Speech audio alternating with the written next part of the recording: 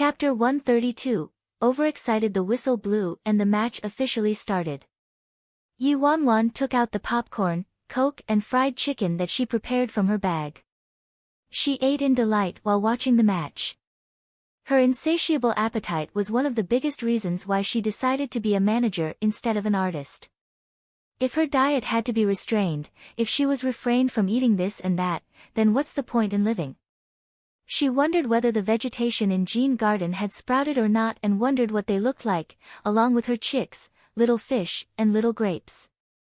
Yi Wanwan got distracted for a little bit, while the score on the court was already at 11 o'clock. Qing He 11 points, Jin Xiu 0 points. What's happening? Yi Wanwan was shocked. Jiang Yanran shook her head. I'm not sure, Chu Feng doesn't seem to be in good shape today. Yi Wanwan quickly looked towards Chu Feng. She saw that he kept making numerous mistakes and his footwork was as messy as a drunkard's.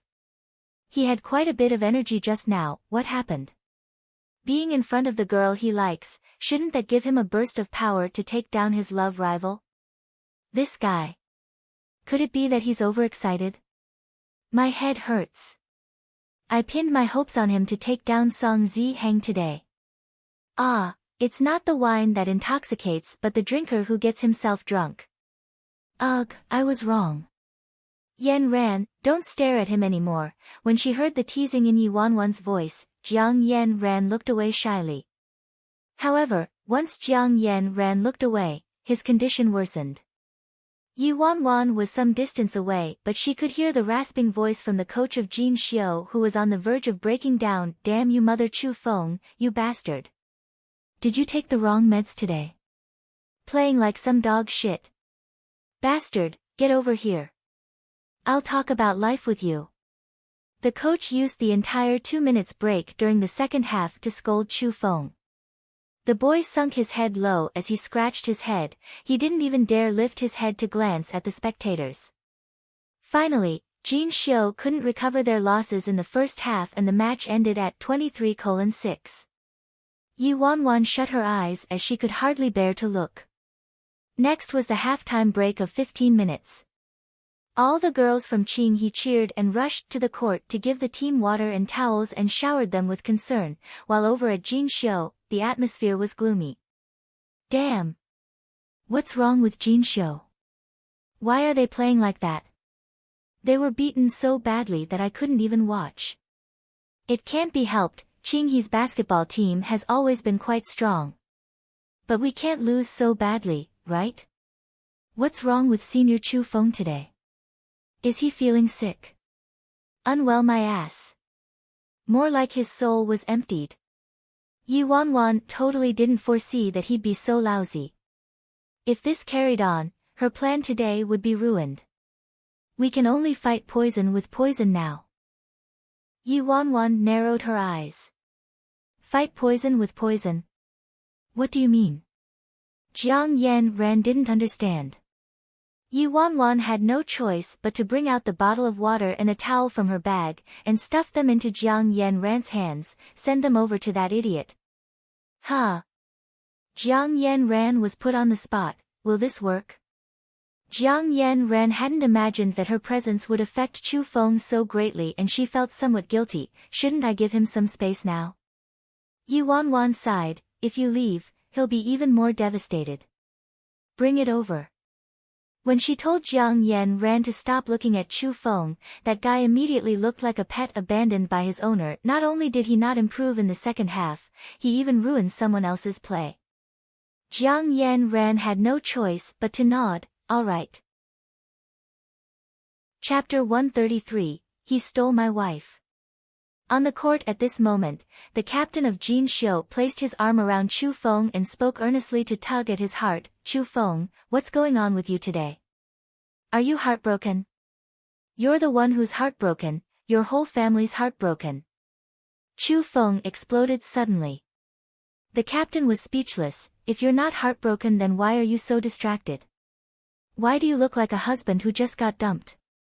Seeing that Song Ziheng was surrounded by a group of beauties, the captain was filled with envy. Damn. As the saying goes, comparisons only cause suffering. Why does Song Zihang have such a good life? After Jiang Yanran came Shin Mengqi, they're all beauties. Look at him, Chu Feng, you're putting your good looks to waste. Although Chu Feng was handsome, he'd never been in a relationship and he didn't even have a girl he fancied, much less loved. Once, he almost thought that he might be gay. The captain was busy mocking him when he noticed something wrong with Chu Feng's expression, especially when he saw Jiang Yanran walking towards Song Zihang. The way Chu Feng stared at Song Zihang was as if he was about to murder him. The captain felt that something wasn't right with him, so he quickly held him back. Buddy, what are you trying to do now? Why do you look so scary? I noticed there's something weird about the way you looked at Song Zihang. Does he owe you money? Chu Feng, he stole my wife. At the same time over at Qinghe's basketball team, Captain Song, you're so awesome. Senior, you're the best. Keep beating Qin Xiu in the next half and make them look for their teeth all over the place. Zihang, have some water. Shin Mengqi passed a water bottle over. With Song Zihang surrounded by fangirls, Shin Mengqi brought him water and a towel herself, and even switched from calling him Captain Song to Zihang. Song Zihang had never felt so happy before. He was rarely bold enough to hold Shin Mengqi's hand in front of everybody, but he did today. Mengqi, wait till I place the trophy in your hands. If I win today, will you? Song Zihang hadn't finished when someone around him exclaimed towards the nearby spectators, Jiang Yanran. Jiang Yanran's coming as well. Wow, two girls fighting for a guy, this is going to be a good show. Song Zihang's eyes sparkled when he saw the girl's dainty and curvy figure. Actually, Jiang Yanran's not bad as well. Her family background and even appearance don't lose to Shin Mengqi at all. It's just that her personality's too boring, there's no meaning and excitement after a while, but now. At this moment, every player from Qinghe looked at Song Zihang with eyes of envy as they started teasing Jiang Yanran. Hey, Missy Jiang. Bringing water to boss again?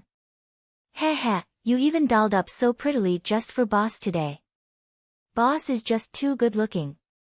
Missy Jiang, you're too stingy. Why'd you only bring one bottle? What about us? Usually, Jiang Yanran was too nice to the basketball team and invested quite a bit of money in them, causing these people to take her for granted. Naturally, Shin Mengqi noticed the way that Song Zihang was looking at Jiang Yanran. She gritted her teeth but walked over in a calm and friendly manner. Yanran, you're here. I wanted to call you along just now but was afraid that you were still mad at me. Hurry and come over, we're all waiting for you. Chapter 134, Where is this place? Who am I? Song Zihang glanced at Shin Mengqi, obviously very happy with her. Only this kind of generous and sensible woman is suitable to be with me in the future, but the jealous type like Jiang Yanran can look quite cute at times. Song Zihang also realized that he was too harsh towards her before, so he walked to Jiang Yanran voluntarily, looking friendlier, but he still spoke with an air of superiority. Yanran, I know how you feel towards me, but we can't force love. The way you harassed me in the past made me very uncomfortable, but we've known each other for such a long time, so as long as you don't do such drastic things next time and stop hurting Mengqi, we can still be friends. Jiang Yanran stood expressionless in front of Shin Mengqi and Song Zihang, and she spoke in an annoyed tone. A good dog doesn't block the way, could you please make way? Both Shin Mengqi and Song Zihang froze. Jiang Yanran didn't care about either of them and simply turned away. She continued walking forward with the bottle of water in her hand. Seeing this, the people around them were stunned and they looked at one another, speechless. Where's Jiang Yanran heading to? Maybe she wasn't looking for Song Zihang. Who else could she be looking for other than Song Zihang? Isn't she headed towards Jin Xiu's basketball team? Under the gaze of countless curious people, Jiang Yanran walked towards Jin Xiu's basketball team. Not only the people from Qinghe but all the dejected basketball players from Jin Xiu were dumbfounded, seeing a pretty girl walking in their direction. Wah! A pretty girl. Whose girl is this? I'm not sure. She looks like a girl from Qinghe. One of the guys with blonde hair pushed through the crowd and walked up to Jiang Yanran gallantly. Who are you looking for, beauty? Isn't that Jiang Yanran? What's she doing here? The basketball captain, who was still counseling Chu Feng, mumbled suspiciously. The moment things quieted down, everyone could hear Jiang Yanran's response, I'm looking for Chu Feng. Chu Feng, who? Chu Feng. The captain turned to Chu Feng in shock, and Chu Feng's expression was totally blank. His ears turned red and his breath was racing like he had just run 3 kilometers. The boy with blonde hair was instantly disappointed when he heard her reply, no way. She's actually looking for Chu Feng, the cancer in our team. Ouch, who kicked me? He was kicked by Chu Feng behind him immediately after he finished speaking. Chu Feng was so nervous that he nearly moved forward with the same arm and leg and even pretended to be calm and strong as he walked towards Jiang Yanran. Yanran. You. Are you looking for me? Jiang Yanran nodded. What's the matter? Chu Feng thought he was finished. It must be due to his bad performance just now that he has to die now before gaining victory. After some time, just as Chu Feng had filled up his brain with the word dead 100 times, Jiang Yanran passed the bottle of water to him. For you. Chu Feng was speechless. It was as if he'd been transported from the dead of winter to spring when the flowers were blooming. The boy took the bottle of water like he was accepting the imperial seal of China. He was overwhelmed with emotions. Thank you. After Jiang Yanran gave him the water, she glanced at the spectator stand subconsciously and saw that Yuan Wan was mouthing exaggeratedly to remind her to move on to the next step. Jiang Yanran didn't have a choice. She thought about how she was partly responsible for him playing so badly today, so she followed whatever Yuan Wan told her to do. Jiang Yanran lifted the white towel in her hands and gently wiped the sweat on the boy's forehead and then said, do your best. Chu Feng, who am I? Where is this place? Why are there so many little flowers in front of me? Chapter 135, You'll find out very soon. All of a sudden, all the boys from Jin Xiu started howling with excitement. Ow ow ow ow, I-oh. Damn. Chu Feng, have you been hiding her? So you've been acting so weird today, not because you're heartbroken but because you're in love and couldn't get your girlfriend off your mind. No wonder this guy kept looking at the spectators stand just now. Girl, don't be fooled by this guy's looks. Everybody shut up. Chu Feng stared at those people furiously. I'm going to head back now, my friend's still waiting for me, Jiang Yanran said. Chu Feng was reluctant and asked nervously, then. I'll see you later. Jiang Yanran nodded.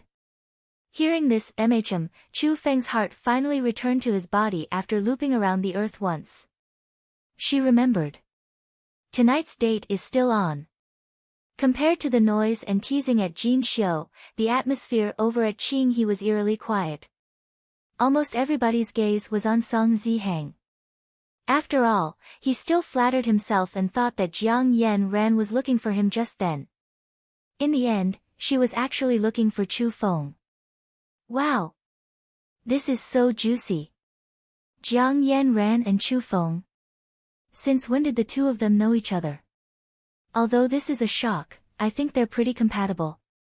This is my first time seeing Chu Feng so shy, ha ha ha, too cute. They're definitely compatible. Anyway, they both come from families of equal status. I heard that Chu Feng comes from a good family too. I thought that once Jiang Yanran was dumped, she wouldn't be able to get up. Who knew that she would find someone else in a flash? You guys were worried about nothing. With Jiang Yanran's qualities, when has she been unable to get what she wants? As for Song Zihang, I think he's blind. Song Zihang watched as Jiang Yanran brought water for the other boy and even helped him wipe his sweat off affectionately. He was so mad that his face turned black. The discussions swirling around him made his face turn even uglier. When Jiang Yanran walked past them, Song Zihang strode over and stopped her. Jiang Yanran, what's the meaning of this? This damned woman, she actually dared to embarrass me in front of so many people. What? Jiang Yanran frowned. At this moment, Song Zihang's face was so gloomy to the point where it looked threatening. TSK, you said you liked me but all of a sudden, you're together with that gigolo from the next school. Don't tell me you were flirting around with him before you confessed to me. Jiang Yanran let out a cold laugh. So what if I did, so what if I didn't? What does who I like and flirt with got to do with you? PFF, the people around started laughing. After all, what Jiang Yanran said made sense, both of them had nothing to do with each other from the start. Wasn't that what a certain someone said previously when he tried to defend Shin Mengqi's honor? Song Zihang was so furious that he almost lost his mind, and he blurted out without thinking, don't forget that we were engaged, but you actually went behind my back. Engaged? When were we engaged? Song Zihang was about to retort back but after looking at Shin Mengqi, he suddenly shut his mouth. After all, he had just recently made a post stating that he had nothing to do with Jiang Yanran and that the engagement didn't exist. If he admitted there was one, wouldn't he be shooting himself in the foot? Jiang Yanran, think of the consequences of your actions. Song Zihang suppressed the fire in his stomach forcefully. Consequences? You'll find out very soon. Jiang Yanran grinned and left without looking back. Chapter 136, Did you drink chicken's blood? After she returned to her seat, Jiang Yanran almost collapsed. Yi Wanwan had a gratified expression on her face as if her daughter had just grown up. Awesome. You were great. Thanks, it's because you've taught me well, Jiang Yanran smiled bitterly. She was surprised too. She didn't expect that one day she'd be able to speak to Song Zihang with this tone and attitude. Shortly after, the 15-minute break ended and the next half of the match started. The whistle blew and the atmosphere in the court was suddenly tense. Everyone noticed that the atmosphere in this half of the match was different. The smell of smoke was stronger and there were sparks of anger everywhere. Song Zihang glanced at Chu Feng scornfully.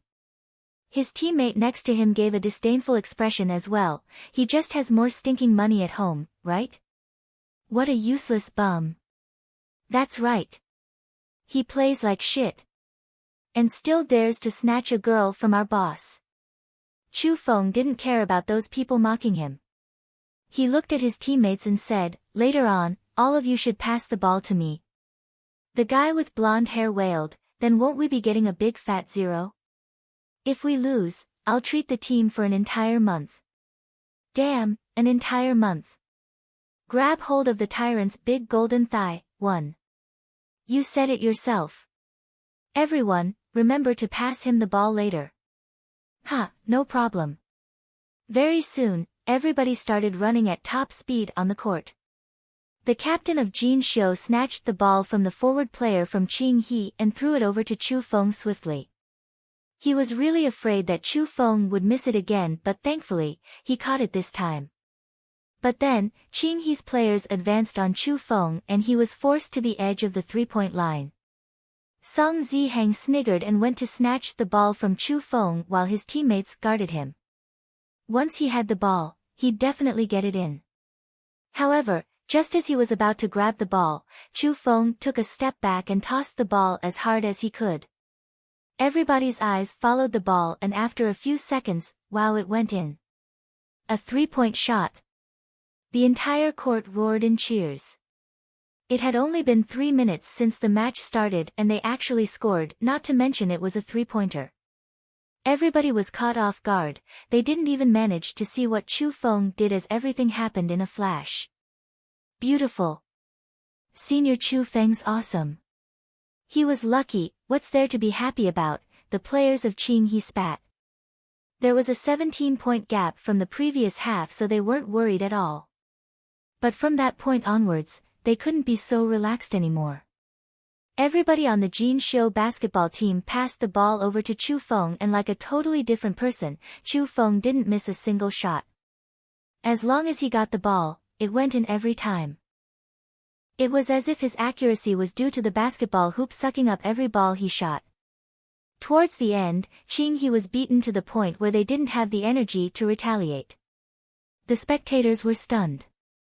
They realized only then that Chu Feng actually had a hidden talent. The captain of the Jin Xiu basketball team put his arm around Chu Feng's neck excitedly. "God damn, bastard, did you drink chicken's blood instead of water just now?" Chu Feng looked towards the spectator stand. "What do you know?" It was the water from Yen Ran. Immortal water. In the blink of an eye, the current score was 0-17. Qing He didn't get a single point. With such a big gap, their scores had already tied and only half the time had passed in the second half of the game. Chapter 137, Big Brother's Gift. However, this was just the beginning. In the next half, Jin Xiu continued to splendidly thrash the other team, almost entirely due to Chu Feng alone. The screams coming from girls cheering Chu Feng almost broke through the roof. There was only a minute left until the end of the match. The current score was a scary 0-24. Qing He still hadn't scored a single point while Jin Xiu had already overtaken Qing He by 7 points. It was impossible to score 7 points within a minute. Qing He was definitely going to lose. On the court, everybody was celebrating Jin Xiu's victory. Certainly, at the final moment, the ball landed in Chu Feng's hands again. Qing He's players were totally beaten down and had completely given up struggling. "Stop him!" Song Zihang yelled in anger. Even if he was going to lose, he couldn't lose with 0 points. He, Song Zihang, couldn't lose face to this guy. Everybody didn't have a choice but to pick themselves up and try to stop Chu Feng. Under the gaze of every spectator and player from Qing He, Chu Feng spun the ball in his hands leisurely and did a sudden move that nobody expected. He changed his direction unexpectedly, ran towards the basketball hoop of his own team and scored. The whistle blew and it was the end of the match. Qing He's team got 2 points. Under the astonished gaze of everyone, Chu Feng walked to Song Zihang casually and said, "These 2 points are Big Brother's gift to you, you're welcome." His own shot that Chu Feng threw into his own hoop on purpose gave Song Zihang 2 points. Being ridiculed in front of so many people, Song Zihang's face contorted with anger and he almost stormed over but was stopped by his teammates. After a moment of silence, there were cheers from the entire court. "Whoa! Senior Chu Feng's amazing." At the end, the scores for the second half of the match were 2-24. Qing He and Jin Xiu's final scores were 25-30. Even with such a big difference in points during the first half of the game, Jin Xiu caught up in the second half and won the entire match. At the spectators' stand, Yuan heaved a sigh of relief. "That's more like it. At least your big sister didn't help you in vain." It was obvious that Chu Feng took revenge for Jiang Yen Ran on that final shot. Yuan turned to Jiang Yen Ran. "What do you think? Are you happy?" Jiang Yen Ran nodded. It was undeniable the win did let off some of her steam. On the court, Chu Feng was being thrown in the air by his excited teammates. There was a huge grin on his face. After he was let down, Chu Feng seemed to discuss something with his teammates. After that, he walked towards Jiang Yen Ran with the trophy. Standing right in front of Jiang Yen Ran, Chu Feng was at a loss once again. "That 4. This is for you." Jiang Yen Ran was taken aback. "For me? But this trophy belongs to the entire team and anyway, I don't really have a use for this." "Ah. You don't like it? I thought all of you girls would like this, but yeah, there isn't much use to this thing, sorry." Chu Feng's hung his head low instantly. Yuan smiled and shot a look at Jiang Yen Ran. "How is it useless?" "It's for memory's sake. There are some people who wanted it but couldn't get it." Song Zihang glared ferociously at Jiang Yen Ran and Chu Feng, kicked the chair next to him and left in a fit. After Jiang Yen Ran heard that, she looked at how disappointed Chu Feng was and recalled how hard he fought on the court to help her get back at Song Zihang. Finally, her heart softened. "Well, thank you." Chu Feng instantly lit up like a flower blossoming in spring and he looked at Yuan like she was Jesus. Yi Wanwan was speechless with the way he stared at her like a little deer with a pair of tearful, grateful eyes. She stood up. The match is over. I won't intrude on the both of you anymore. I'm heading back to the dorm. Chapter 138. Going back to feed the great devil. Jiang Yan grabbed Yi Wanwan's elbow once she heard that. Aren't you coming with me? Yi Wanwan, why does it seem like Jiang Yan's sticking to me more and more? Yi Wanwan replied helplessly, sorry dear, I have a date tonight. From today's observation, she thought that Chu Feng wasn't too shabby. Also, she was sure that he really liked Jiang Yan, so she didn't mind continuing to match them up together. Date? Are you meeting your boyfriend? Yi Wanwan nodded, All right then. Jiang Yan couldn't keep her any longer since she had a date. Chu Feng looked at Yi Wanwan with gratitude and said, hello, I'm so sorry that I haven't greeted you properly. You're a friend of Yan's? Hello, I'm Yi Wanwan. Yi Wanwan did a simple self-introduction. Jiang Yan continued the introduction, Wanwan is my best friend. Chu Feng was slightly surprised as he looked at Yi Wanwan, so you're Yi Wanwan, I've heard a lot about you. Yi Wanwan chuckled softly, oh, I'm sure you've heard all about my bad reputation. Chu Feng said seriously, it's only after meeting you that I found out you're completely different from the rumors, we can't trust them. You've only met me once and spoke a few words to me though. How do you know that I'm completely different from the rumors? Yi Wanwan murmured. Obviously because you're Jiang Yan's friend. Chu Feng looked as if that went without saying. Yi Wanwan raised her brows, I thought you were a fool at first. I couldn't tell that you're actually quite the smooth talker. When Chu Feng heard that, his face turned red instantly and Jiang Yan looked somewhat uncomfortable. Watching these two teenagers innocently in love, Yi Wanwan inexplicably felt really old. After she bid farewell to Jiang Yan and Chu Feng, Yi Wanwan returned to the dorm. After she had removed her makeup and showered, she opened her textbook. At this time, not only did she cram the high school syllabus, she also read through the university textbook. She wasted 2 years of her time since she was held back in high school, so she had to get those 2 years back. Once she successfully entered Imperial City's media school, she was determined to skip a couple grades and finish her studies within the shortest possible time frame. At the same time, she closely monitored the trends in the entertainment industry so she'd be able to grab hold of any opportunities that came by. If she remembered correctly, one of the big-name actors in the entertainment industry would encounter their first extremely damaging PR crisis, resulting in them leaving the industry. The company that he was in also suffered great losses and she happened to know how to bring him back from the point of no return. If she used that opportunity wisely, that'd be a good starting point for her. Her greatest setback in her previous life, other than Si Han holding her back, boiled down to the fact that she was too weak, both physically and psychologically. After studying for some time, Yi Wanwan checked the time on her phone, closed her textbook and prepared to head to Jean Garden. Although she only said it as an excuse to Jiang Yan so she wouldn't have to be a third wheel, it also reminded her that she should go back and check on Si Han. She had to strike when the iron's hot and use this chance while she and Si Han were still on good terms. Otherwise, the effectiveness would be very low if she kept responding only when forced. After all, she'd be graduating soon. By then, she'd be busier and many things would exceed the boundaries that Si Han laid out for her. If she didn't deal with Si Han, it'd be difficult for her to proceed. After she left the school entrance, she bought 5 big meat buns from the exceptionally popular store along the way and prepared to feed them to the great devil.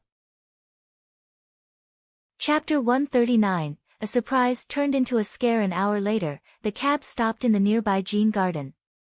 To Yi Wanwan's devastating discovery, she had finished 4 of the buns that she brought for Si Han.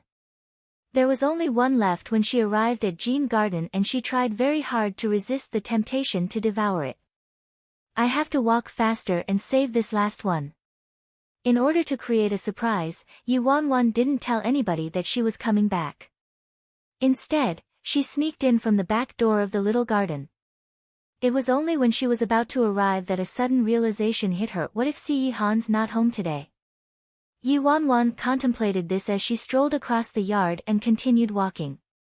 There was only a little light turned on in the living room. The light was quite dim, but since there was a light on, there should be someone home. Thus, Yi Wanwan quickened her pace and walked in the direction of the living room. Then, just as she reached the big glass door and prepared to push the door open to enter, her pupils contracted and she paused. Blood. In the air. There's the smell of blood in the air. It's getting thicker and thicker. So thick that it's making me nauseous. It was coming from the living room. What's going on? There was a thick curtain over the glass door, so she had no way of looking into the living room. Just as Yi Wanwan's nerves were extremely tense, a heart-wrenching shout came from the living room suddenly. Kill me. Si Han. Just kill me. In the late of night, that shrill voice made her hair stand on end. Yi Wanwan was motionless and didn't dare to move an inch. She carefully peeped into the living room through the crack of the glass door. From her angle, she could only see a winding trail of blood all over the floor, seeping into the pure white carpet. Following the trail of blood, she saw Si Han sitting on the sofa. He had on a modestly expensive, tailored, dark-colored suit. The watch on his wrist exuded a cold luminosity, and next to his legs laid a white tiger, its hair as white as snow. The white tiger had its eyes closed lazily, like it was asleep, but was unable to conceal the deadly aura of a beast emitting from its body, as if he might tear his prey apart any time. On Si Han's right was Su Yi, and on his left was a teenager in a black shirt. A few steps away from Si Han, a man was rolling around in convulsions on the floor with his entire body soaked in blood. There wasn't a good piece of meat left on the guy, and the area around his knees was bleeding non-stop. Two solid things at the side had some meat attached to them, which seemed like the two knee bones extracted from the man. Under the screams of the man that caused one's scalp to tingle, the man on the sofa had an inhumane expression on his face. His thin lips moved slightly, letting out an emotionless voice, "Continue." Following Si Han's order, the teenager in the black shirt moved forward, raised his knife and cut down without hesitation. Yi Wanwan was so scared that she shut her eyes. She didn't witness anything, but just by the shrill howl of the man, she could imagine the torture he was under. Si Han. You're inhumane. You beast. Monster. The blood of the Si family flows in me, I'm your blood brother. How could you treat me like this? You actually dared to do this to me. Yi Wanwan's heart started pounding hard. What? This man is Si Han's blood brother? Which one? Judging by his age, he couldn't be Si Xia's father. Chapter 140, Are you hungry? Si Han. You'll get your retribution. Don't think that I don't know. Second, third, fourth. Even sixth and seventh brothers, all died in your hands. I'm telling Grandma. I'm telling all the elders in the Si family, they won't let you off, they'll never let you off. The man was already incapable of walking. He kept shouting insanely while crawling forward bit by bit. Si Han didn't stop him, he simply watched in silence as the man struggled in vain with his last breath. The man had already crawled to the door and reached out to open it. At that moment, a white shadow pounced over at lightning speed. The malicious tiger bit down on the man's neck instantly. His neck was as crooked as a kite with a broken string, and his blood spewed all over the living room like a flower blossoming, accompanied by the crackling sounds of the tiger gnawing on the bones. This scene was far too horrifying, even for the Yi Wanwan who had lived 2 lives. Yi Wanwan finally couldn't hold it in anymore as she let out a scream from the door of the garden. At the same time, the glass door she was hiding behind was pushed open while she was still in shock. In the next second, she was met with a pair of eyes that could freeze her blood, and she saw the living room akin to hell clearly. Su Yi, who was standing next to Si Han, was dumbfounded when he saw her. His face seized with terror. Yi. Ms. Yi. Why are you here, I'm finished. Why would Yu Wanwan suddenly appear here? Isn't she supposed to be in school? The teenager in black, who stood on the other side of Si Han, looked condescendingly at Yu Wanwan, who was totally pale. He furrowed his brows with a look of disgust and disdain. Yu Wanwan's stomach turned. Her relationship with Si Han had been good recently, which actually made her view this devil as a human for once. Oh, Si Han. How could he ever be a normal human being? If he was, she wouldn't have been so desperate to leave him in her previous life. Gu Yuze saying that Si Han was violent, ruthless, and bloodthirsty was an understatement. To this day, she could remember the first time she witnessed him murdering someone. It wasn't any less bloody than this. That time, she was so scared that she called him a devil and cried, asking him to let her go. She acted like a lunatic. She even used all kinds of vicious words to curse him. After causing a ruckus for half a month and falling very ill, she wasn't able to change anything and was forced to witness another bloody scene until she only had a faint breath of life left. Then he let her off. With so many memories flooding back, Yu Wanwan's head started to hurt. However, all these memories flashed past for only a second or two. Yu Wanwan quickly calmed herself down, patted away the dust on her body, stood up and picked up her school bag. With the plastic bag in her hand, step by step, she walked towards Si Han without looking anywhere else. Facing the fearful Su Yi, the teenager with a cold expression, the blood-covered floor under her feet and the sound of the white tiger crushing the bones of the human. Finally, she reached Si Han. She passed the bag of meat buns to him. Hey, are you hungry? I bought some really good buns on the way back here. Chapter 141, Are You Scared? On the sofa, the man's eyes became increasingly gloomy and he had an unwavering severity on his chiseled face. He looked like a demon walking out from the depths of hell, especially on this dark, blood-filled night. With the white tiger's deep roar and Si Han's presence, the room was completely icy without any warmth at all. At this moment, Su Yi was soaked in sweat. He never expected that Yu Wanwan would come over, and the worst thing was that she actually witnessed what happened. He made a grave mistake in not noticing the presence of Yu Wanwan and allowing her to enter just like that. I'm so dead. Su Yi's entire body trembled, his heart was burnt to ashes. However, at this moment, he saw Yu Wanwan walking directly to the master and overheard her asking, Are you hungry? Su Yi looked at Yu Wanwan with enlarged eyes, thinking that he was hallucinating. Wah! What did I just hear? Presented with this situation, Yu Wanwan's only reaction was to ask whether the master was hungry, whether he wanted a bun. And she even said it in a tone like it was a regular, jolly day. Shouldn't Yu Wanwan have gone berserk and run away, screaming and yelling? The strong scent of blood mixed together with the smell of meat from the buns was revolting. Su Yi looked at Yu Wanwan and then turned to look at the master on the sofa. It was as if he was dreaming. The aloof teenager standing on the other side of Si Han narrowed his eyes and looked at Yu Wanwan with a hint of warning in his eyes. Yu Wanwan didn't have the energy to care about his reaction, she focused on Si Han alone. She could see him staring at her with his dark pupils, his scrutinizing gaze seemed to peer through her soul, causing a chill to creep up her spine. After some time in the suffocating silence, Si Han glanced at the lonely bun in her hand and finally asked, Are you scared? Yu Wanwan was shocked and she quickly replied in a firm tone without hesitation, No. Even though that was what she said, her heart was actually about to fall apart. She really didn't know where Si Han found the courage to ask her this question. Am I scared? If I wasn't scared, would I even be considered a normal human being? However, she had endured such a painful end in her previous life because of her fear. This time, even if she was extremely afraid, she couldn't show it to Si Han. Otherwise, if this scene was replayed, she might not be able to maintain her composure. Si Han's temperament was far too volatile and enigmatic. In her previous life, she never knew which action or comment she accidentally made that infuriated him. In this life, she still couldn't understand this man.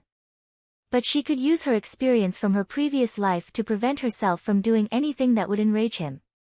While Yuan nervously waited, Si Han looked at her for a few seconds with eyes as dark as black holes.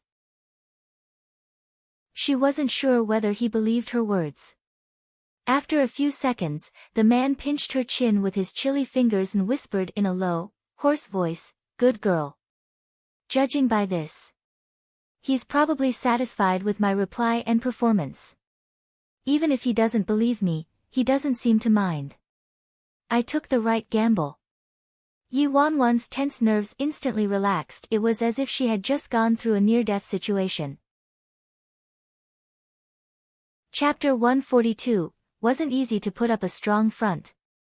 Roar, just as Yuan relaxed, an earth-shattering growl of a tiger suddenly resounded from somewhere close behind her. The vibration was so strong that even the floor shook. Ah! Yuan, who had just claimed that she wasn't afraid, was so scared out of her wits that she immediately pounced onto Si Han. Si Han, who was being pounded on the chest by the girl with the buns, Su Yi. After Yuan regained her senses, she glanced at Si Han, embarrassed. She then followed by glaring at the white tiger who had its snow-white fur stained with fresh blood and was charging towards her ferociously and roaring continuously at her. She was fuming mad. Damn it! Why is it roaring at me all of a sudden? I managed to keep it together for so long but all my efforts just went to waste. It wasn't easy to put up a strong front. When the white tiger saw Yuan jumping onto Si Han, it stopped moving but still paced around the sofa as it stared at Yuan in a hostile manner. Its gaze was exactly the way you would look at an intruder.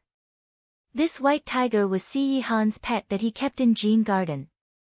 The Jin Garden was surrounded by a big dense forest and white tigers often roamed around the forest by themselves.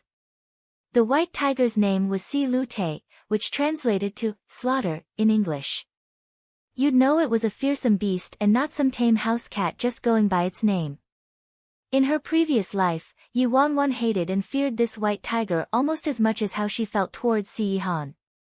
However, after she was reborn, although she just saw it breaking the man's neck and roaring like a beast, she didn't have a deep hatred and revulsion towards it. Instead, she felt a sense of nostalgia and guilt. Previously, it was this white tiger that saved her life countless times.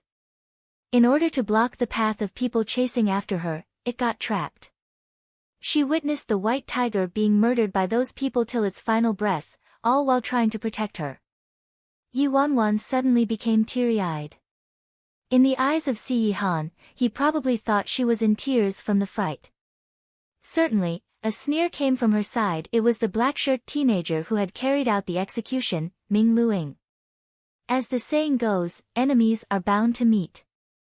This teenager looked quite young, but he was secretly the most formidable expert by Si Han's side. His methods were ruthless. Many deplorable incidents were settled by him. Just like before, Luing hated this pest by Si Han's side to the point where he didn't hesitate to offer to kill her before. Yuan's relationship with him was as incompatible as fire with water. Si Han looked at the girl who had her arms and legs wrapped around him. His gaze paused for a moment and then, he stretched his broad palms out and patted her head.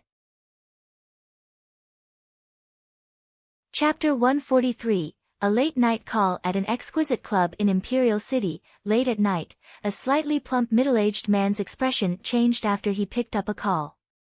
He dashed out in a hurry. The man's hands trembled as he made a call. Xia, we're in trouble. A lazy teenager's voice came through the receiver. What is it? I've just heard that your fifth uncle landed in Si Han's hands. The teenager sighed. Tisk, useless. The middle-aged man wiped his sweat while speaking nervously. Xia, you have to quickly think of a way to get him out. The teenager sounded annoyed. I don't want to waste my time on a useless bum. Anyway, you think we can help by going over now? We won't even be able to find a single bone, much less his corpse. Then what should we do now? Are we going to just leave him to die? Obviously. We can't let him off so easily. At Jean Garden, after Su Yi received his orders and was about to clean up the scene with Lu Ying, a phone started ringing suddenly. Su Yi looked at the caller ID and panicked suddenly. Master, old madam's calling. Si Han's gaze darkened. Answer it. Su Yi nodded and then turned on the loudspeaker. Hello, old madam. It's so late, is everything all right? The displeased voice of the old madam came through the receiver. Su Yi, get little ninth to the phone. Now. Su Yi turned to Si Han nervously. Si Han raised his outstretched hand. Su Yi went over swiftly, passed the phone over to Si Han and made eye contact with Lu Ying. Both of them looked uneasy. Grandma. Little ninth. Why haven't you been picking up? Tell me honestly, where are you and what are you doing right now? The old lady questioned him. Obviously, she'd received some news. Su Yi and Lu Ying broke out in cold sweats when they heard the old madam's questions. The old madam was against the brothers fighting with one another. If she found out what happened tonight, the consequences would be dire. Jean Garden. Si Han answered. Let me ask you, did your fifth brother? The old lady hasn't finished speaking when Yuan leaned her head over impatiently and asked Si Han, is that grandma on the phone? When the raging old madam heard Yuan's voice, she was stunned. A brief moment later, she asked in a surprised tone, Wan. Grandma.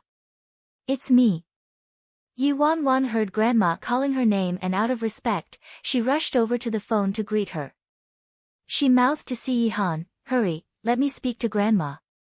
Si Han looked at her, deep in thought, then passed the phone to her. Lu Ying's face changed when he saw that Si Han had simply passed such an important call over to Yuan, but it was too late for him to stop Si Han. What if this woman says something wrong? I can't imagine the consequences. Grandma, it's me, it's Wan. Yuan immediately said it in the sweetest voice, after she got the phone. Hearing Yuan's voice, the old madam's tone became much warmer but there was still a hint of suspicion. Wan, you're at little 9ths? Don't you live on campus? Yuan replied, slightly embarrassed, I missed him a bit so I came back. The old madam sounded pleased and asked, what were you and little ninth doing? Each time the old madam asked a question, Su Yi and Lu Ying's heart rates rose by a fraction, afraid that Yuan would say something wrong. There were murderous intentions brewing in Lu Ying's eyes, and he was ready to kill this woman if she dared to say anything wrong. Su Yi wasn't feeling much better either. Without exaggeration, all of their lives were in the hands of Yuan. Yuan wasn't the master after all, she didn't have that kind of quality. Even if she didn't mention the scene in front of them, the old madam with her sharpness would surely find out what happened if she picked up even a slight difference in Wan's voice. Chapter 144, So Stupid, Is She Retarded? Su Yi was worried and took a glimpse at Si Han. In the end, he saw that his master looked nonchalant, as if this was just an ordinary call from his family. As the saying goes, the emperor's calm while the eunuch's completely anxious. Under the watchful gaze of Su Yi and Lu Ying, Yuan replied, eating buns.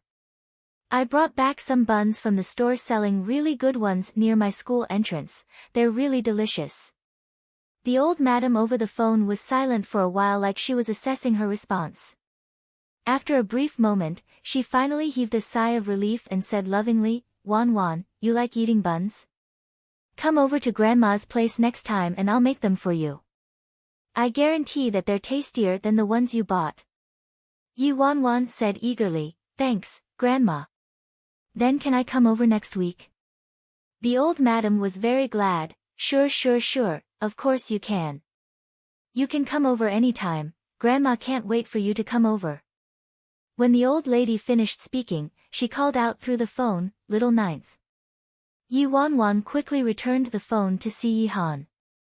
But Si Han didn't hold the phone and simply moved closer to the receiver, I'm here. Little ninth, you must be nice to Wan, don't be mean to someone else's daughter. You can show a black face to other people every day but you can't be like that to your girlfriend. Also, Wanwan's still young and growing in senior years, very taxing. You have to help replenish her nutrition, I know. Don't just tell me you know, you have to change all your bad habits and bad temper too. Yi Wanwan nodded repeatedly as she listened. Grandma, you're truly like my real grandmother. The old lady nagged at Si Han for a long time before hanging up finally. When the living room had regained its silence, Su Yi and Luing both heaved a sigh of relief. A crisis was averted simply by Yi Wanwan's trial and error. If it wasn't for Yi Wanwan, even if the master had denied what had happened, the old lady would still be suspicious. There wasn't the slightest difference in Yi Wanwan's tone from beginning to end, even under pressure from this kind of situation. She must either have incredible abilities or she's stupid. So stupid that she might truly be retarded. No need to guess, it must be the latter. After that, Luing and Su Yi cleaned up the bloody scene swiftly. Very soon, everything returned to normal, as if the bloody scene was just an illusion. Actually, Yi Wanwan felt relieved as well. I passed the test tonight, right? I even covered for Si Han and got credit for it. After Su Yi and Luing left, there was only Yi Wanwan and Si Han left in the room. Why'd you come? Si Han looked at her and asked. Yi Wanwan replied, my roommate went on a date and made me want to see you. Oh right, I have a new roommate now, her name is Jiang Yen Ran. Yi Wanwan took the opportunity to tell Si Han that she was no longer living alone. Jiang Yen Ran and I used to share a dorm room together, but we couldn't get along, so our relationship wasn't too good. Some things happened in these few days and we've patched things up. Si Han probably didn't care whether these little girls were on good or bad terms and didn't respond. Thus, Yi Wanwan took the chance to talk about the cruel things that Shin Mengqi did. Although Mengqi's my best friend, I think she went overboard this time. How could she snatch the guy that her good friend likes? You better not be seduced by her. Chapter 145, Isn't That For Me? Si Han looked at her intensely, like he was surprised that she was able to detect this kind of situation with her level of intelligence. Yi Wanwan was so nervous that she kept yakking on and finally changed the subject. Si Han never brought up what had just happened and didn't seem suspicious of her unusual attitude. I don't want to know anything about what just happened.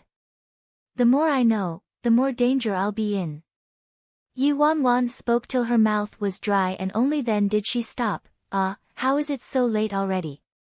I'm heading back to my room to go to bed, gotta be up early tomorrow for school. He fixed his gaze on her in silence for a few seconds. After some time, he finally said, Go on. After she got his approval, it was as if she'd received amnesty. Yi Wanwan leaned over to kiss him and said, Good night, before heading up. Alas, she had taken only a few steps before she heard his deep voice behind her, Wait. Yi Wanwan's back suddenly stiffened and she clenched her fist subconsciously as she turned around slowly. What? What is it? Si Han didn't speak and reached his hand out to her. Yi Wanwan stared at his bony hand, unsure what he meant. What? Isn't that for me? His gaze paused for a second at her hand. Yi Wanwan followed his line of sight and looked down. Then, she saw the bun inside the plastic bag and was stunned for a while before regaining her senses and quickly replied, Oh. Yes, it's for you, it's for you. She immediately hopped over and gave him the bun. Then, she stared at it as she swallowed her saliva. I thought that he'd forgotten about it and I could have it all to myself. Although these buns were for Si Han, she developed feelings for it after traveling with it for such a long time. She remembered that during puberty, her appetite became bigger and bigger and she became extremely protective of her food.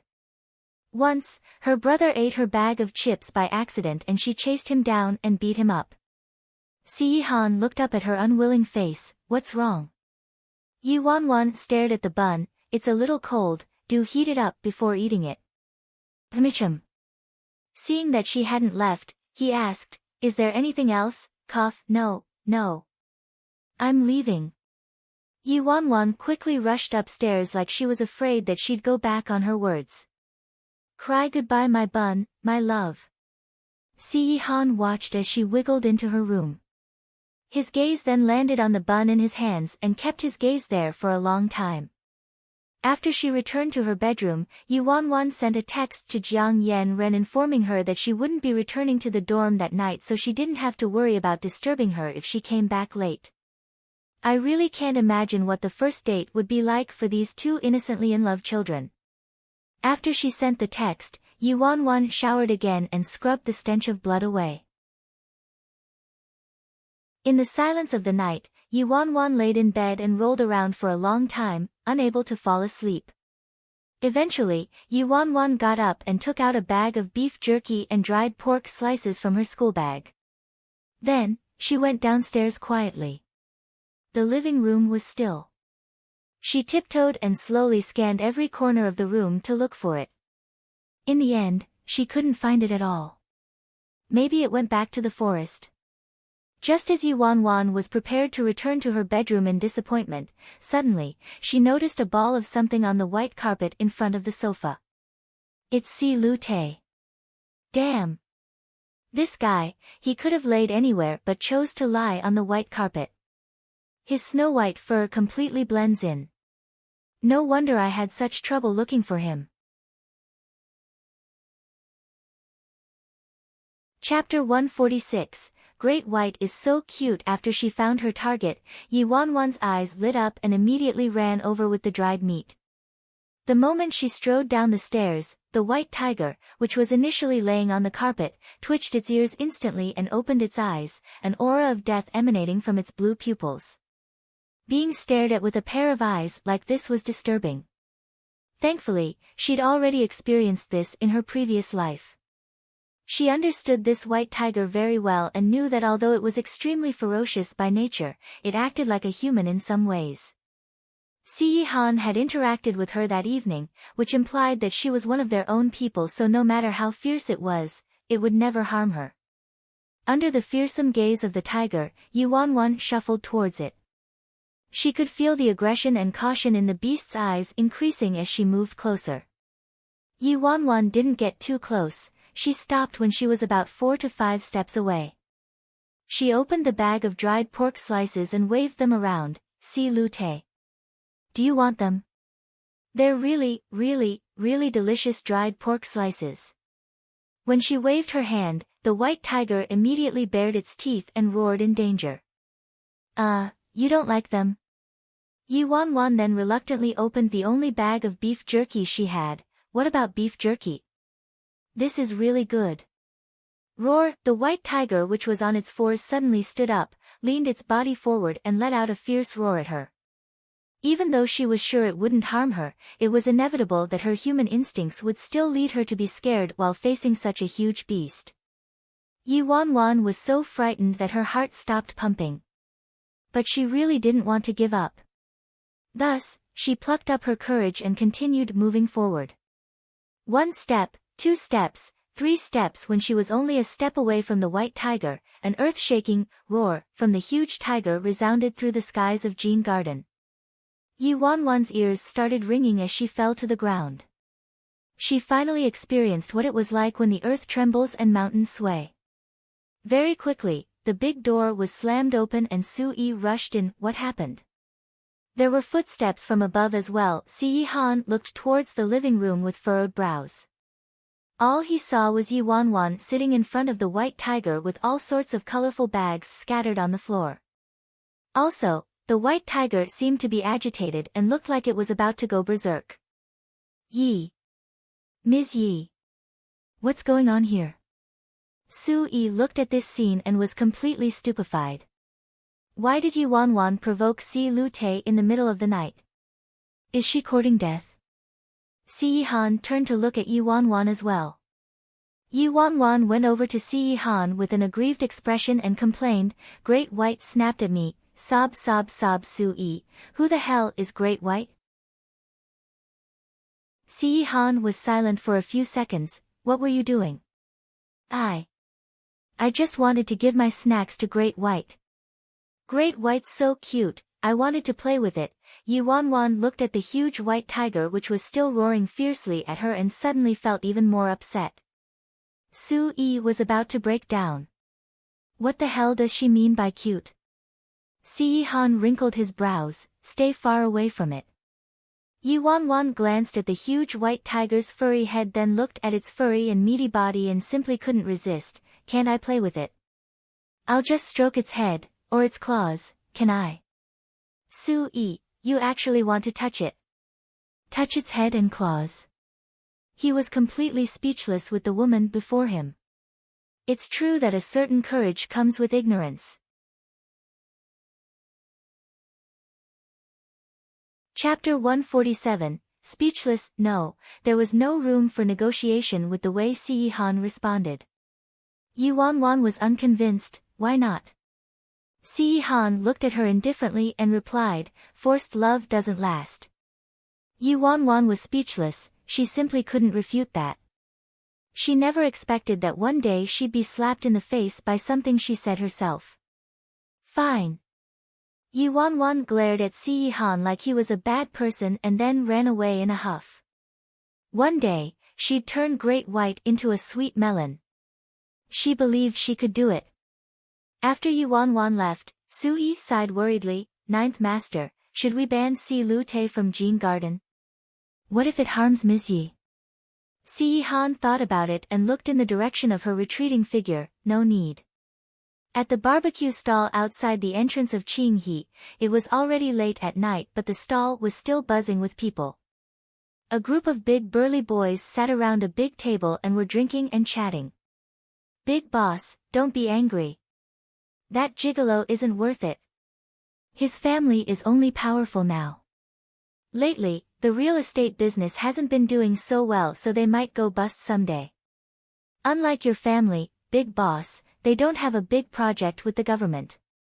That's billions in profit. That's right, that's right. That Jiang Yan rants a bimbo, leaving such an outstanding guy like Big Boss for a gigolo. I think Jiang Yan rants just using that gigolo to provoke you. Yes, that must be it. Song Zihang had been filled with anger all the way from the basketball court to the stall, but after he heard all this, he was slightly appeased. Just as he was about to speak, his phone rang. My dad's calling, I'm going to answer it. You guys go ahead and drink first. A call from Director Song, you better get it. Hurry and go, big boss. Song Zihang took his phone to a quiet spot, his tone somewhat excited. Hello, Dad? Is everything settled? Daddy Song sounded a little unhappy. Not yet, the 100 million from the Jiang family hasn't come through. What? Hasn't come through? I thought they said that they'd transfer it in the morning. Song Zihang's face changed. The Jiang family said there were some problems with their finances all of a sudden and couldn't transfer the money over. They'll need a few more days. The Jiangs are too unreliable. We discussed this months ago. How can there be a problem now? Do they know how much losses we would take because of their mistake?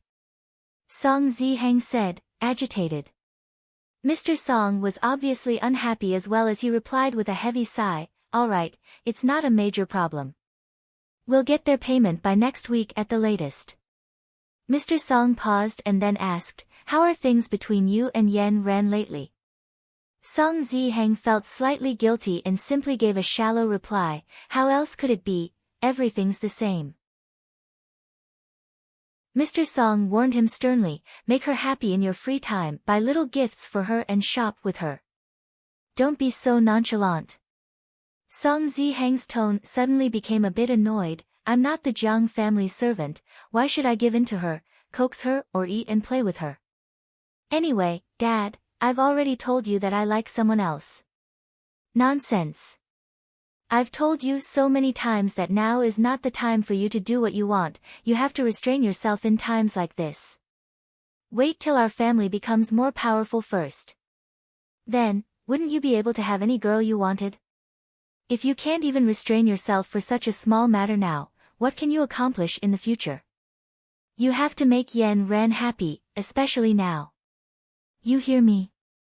Song Zihang's face darkened. After a long while, he gritted his teeth and replied, "Got it, I'll make her happy. That's my boy." Chapter 148. There's no such thing as a free lunch. The next morning, before heading to class, Yi Wanwan stopped by her dorm. Even before she took out her keys, the door was pulled open. "Wanwan, you're back." Jiang Yan stood by the door cheerfully. She probably heard Yi Wanwan's footsteps. Yi Wanwan was used to living alone, so having the door opened for her all of a sudden gave her a shock. "Yeah. Come on, tell me, how was the date last night?" Yi Wanwan couldn't wait to find out. Jiang Yan hesitated before replying, "I told Chu Feng the truth already." Yi Wanwan was taken aback. "Huh? What did you tell him?" "I told him that it was your idea to ask him out, and initially, I more or less wanted to use him to provoke Song Zihang, but in the end, I couldn't go through with it, so I told him everything. With my current condition, I really can't dive into another relationship so fast, and this wasn't fair to him." Jiang Yan answered. "All right," Yi Wanwan sighed. With Jiang Yan's character, she roughly guessed that this would happen. She didn't have high hopes that they'd get together so quickly anyway. "That's okay, the two of you can still be friends. Chu Feng's a nice guy, you don't have to worry," Yi Wanwan consoled her. "Yeah," Jiang Yan nodded and said, "Oh, right, my dad called me last night and said that they gave the excuse that their finances had some issues, so they weren't able to transfer money over to the songs. At the same time, they already secretly withdrew the funds from their collaborative projects. The songs weren't suspicious at all." Yi Wanwan laughed. "There's no problem if Uncle Jiang handles things, you can stop worrying.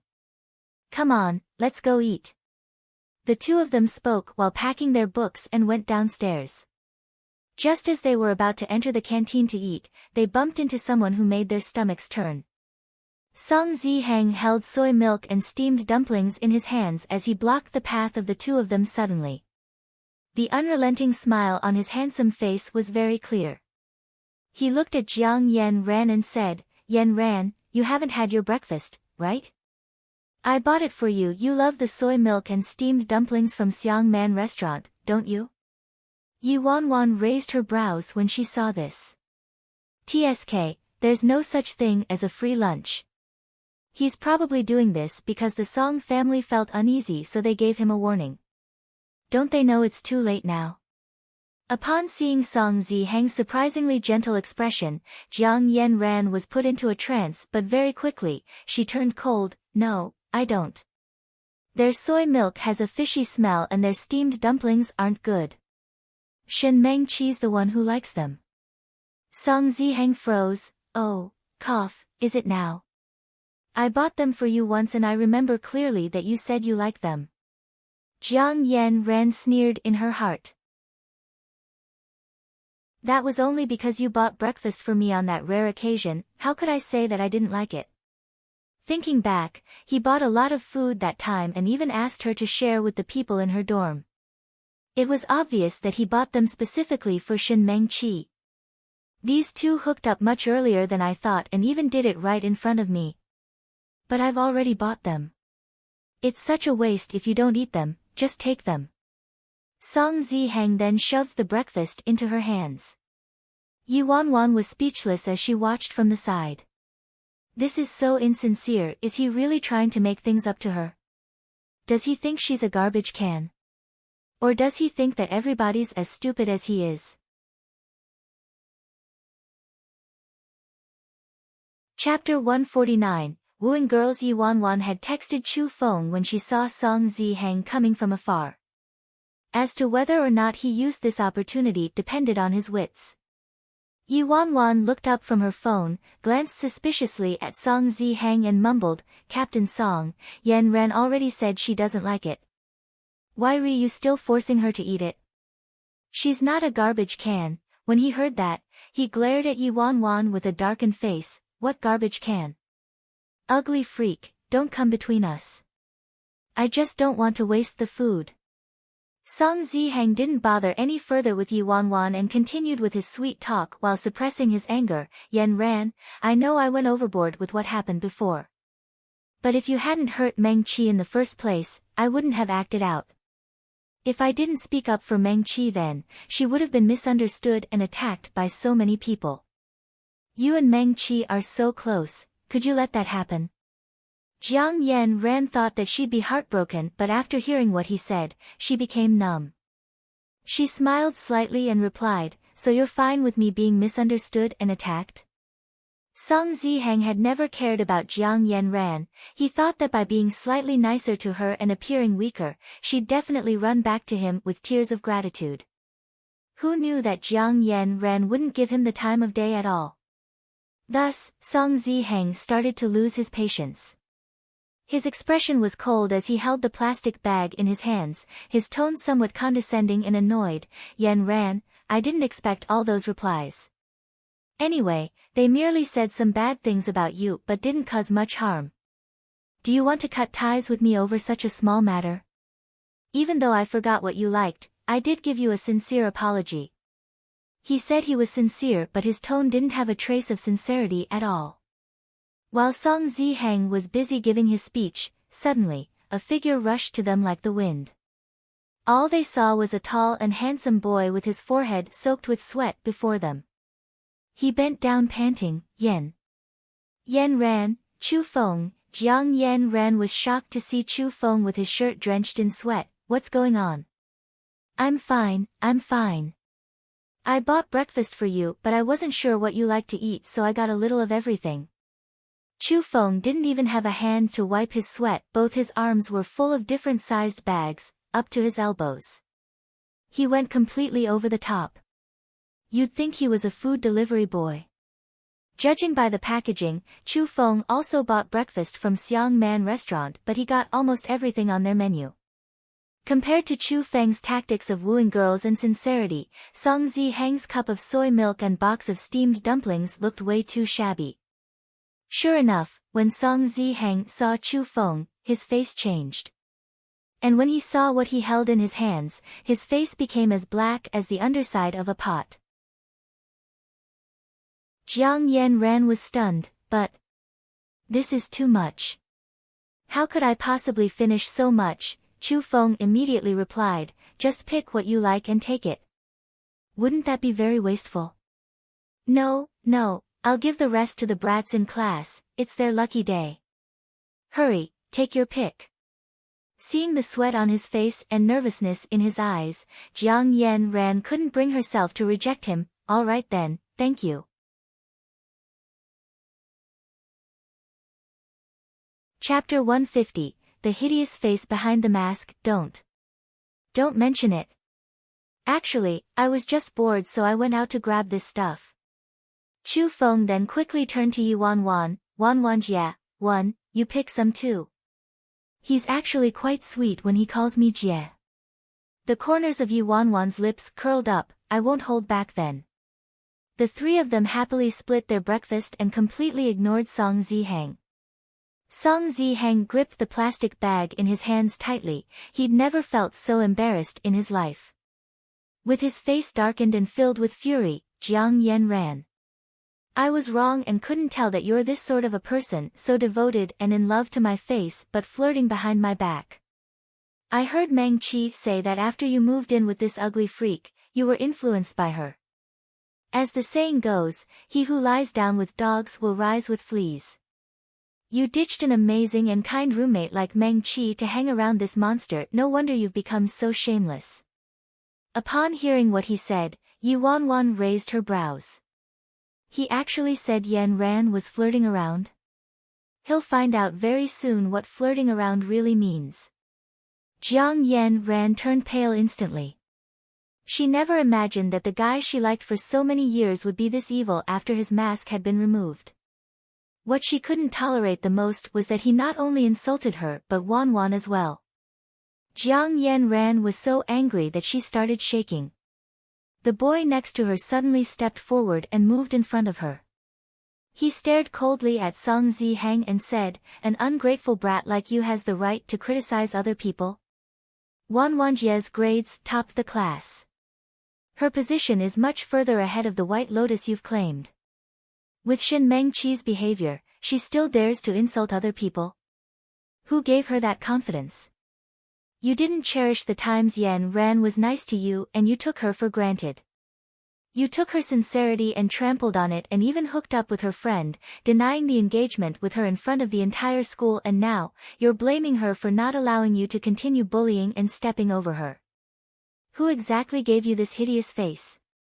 Upon hearing what Chu Feng said, Yi Wanwan was a little surprised. I couldn't tell that this guy, who stutters when he's talking to Yan Ran, has such a sharp tongue.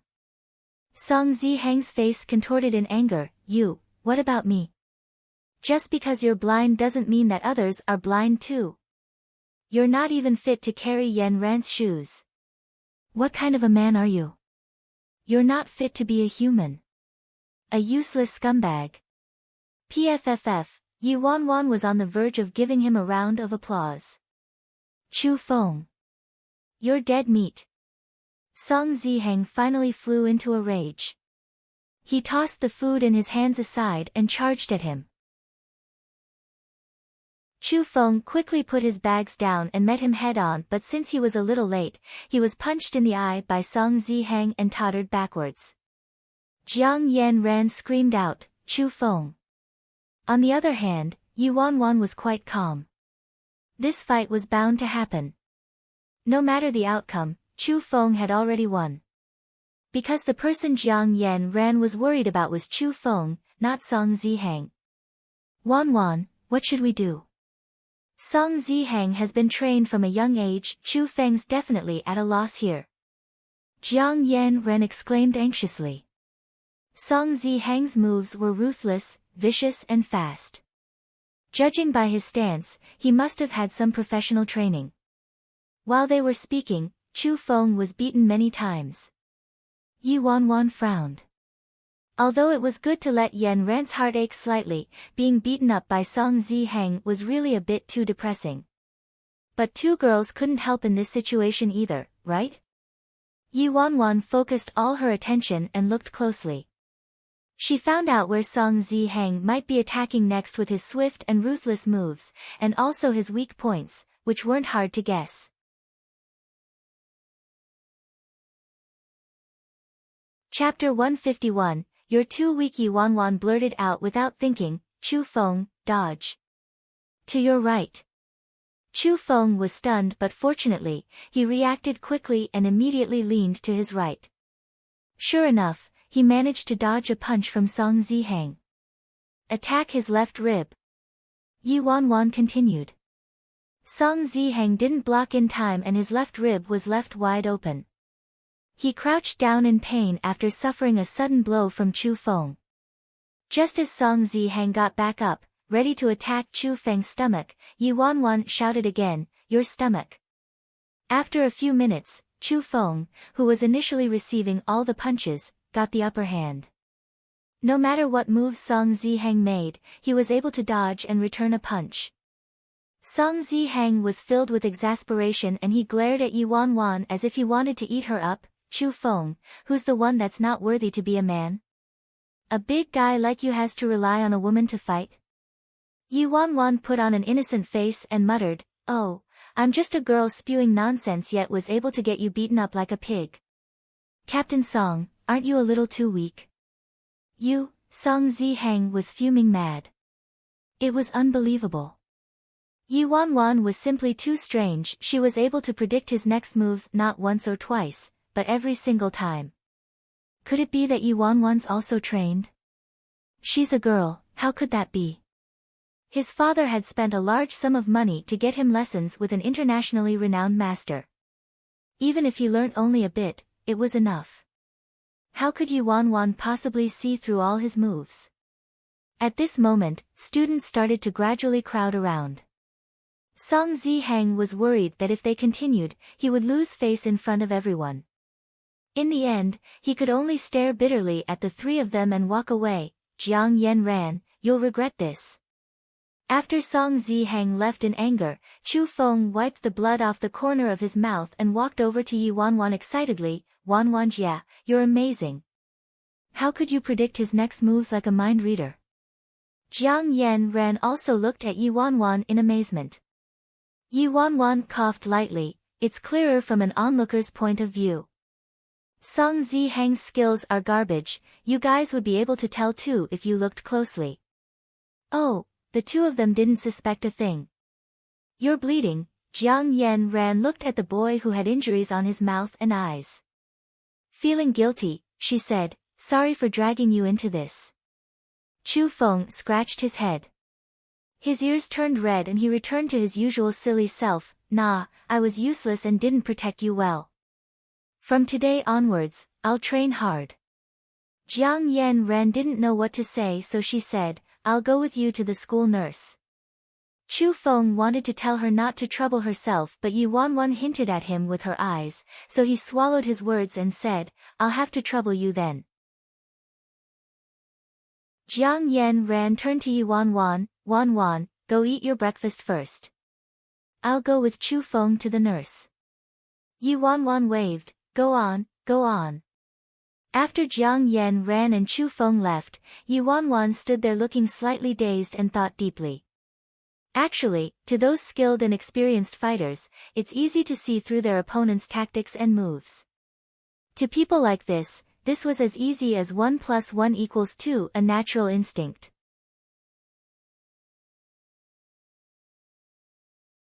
Chapter 152, Of course I'll forgive her. In fact, she shouldn't have this ability.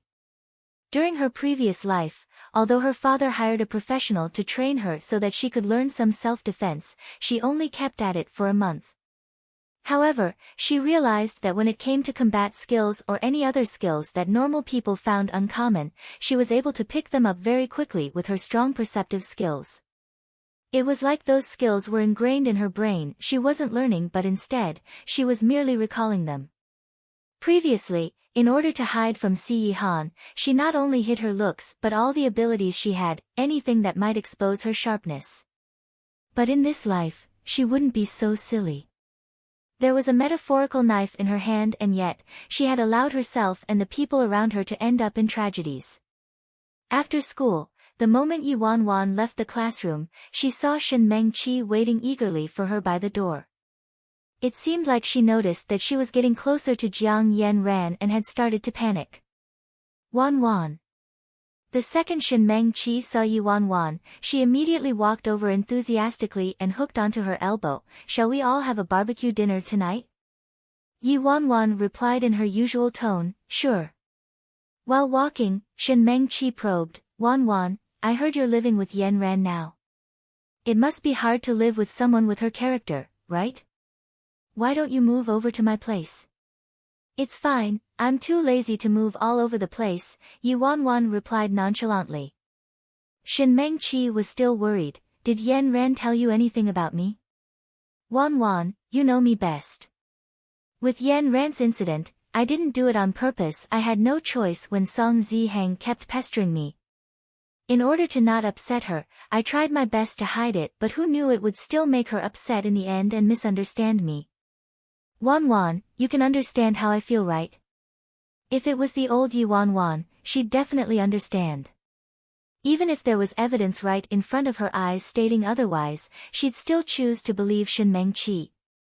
Yi Wan wrinkled her brows like she was hesitating, but in the end, she nodded. She spoke like she'd just been brainwashed. Mengqi, of course I understand. You're so pretty, kind and amazing, it's inevitable that so many people are in love with you. How could we blame you? After hearing that, Shen Mengqi was delighted. A trace of mockery appeared beneath her eyes. I was nervous for nothing. Yi Wan's so dumb, she's still as gullible as before. While the two of them chatted, Shen Mengqi's phone suddenly rang. Yi Wan took a peek and saw it was the name of one of the junior boys in second year, one of the fanatical suitors of Shen Mengqi. His family was also well off, but of course, was incomparable to Song Zihang. There were quite a few others that she knew of who were kept hanging like spare tires by Shen Mengqi. Yi Wan rubbed her chin and a glow of understanding flashed across her eyes. Hello. Shen Mengqi didn't move away from Yuan and picked up the call. Saturday? I'm afraid I can't make it, I have makeup classes. I can't make it on Sunday too, I'm really sorry. Next time, alright? Shen Mengqi used the sweetest voice to reject whoever was on the phone. Her main focus was on Song Zihang now. All the spare tires 1, 2, and 3 had to be on standby for now. Shen Mengqi hung up, looked at Yuan and continued, Yan Ran seemed to be so in love with Song Zihang, I really didn't expect that she'd get together with Chu Feng so quickly. Probably because Chu Feng comes from a wealthy family, with the way things were going, not only was she trying to brainwash her, she was also prepared to smear Jiang Yan Ran and hint that Jiang Yan Ran was flirtatious and greedy. But actually, with Shen Mengqi's intelligence, she knew just as well as everybody else that Chu Feng's family's glory was only temporary as the industry wasn't doing well and plummeting. They'd be bankrupt very soon. She obviously wouldn't fall for this kind of person. The two of them chatted away while walking towards the dorms to put their books down. The moment they reached the entrance to the girls' dormitory, they suddenly noticed a large crowd around the entrance.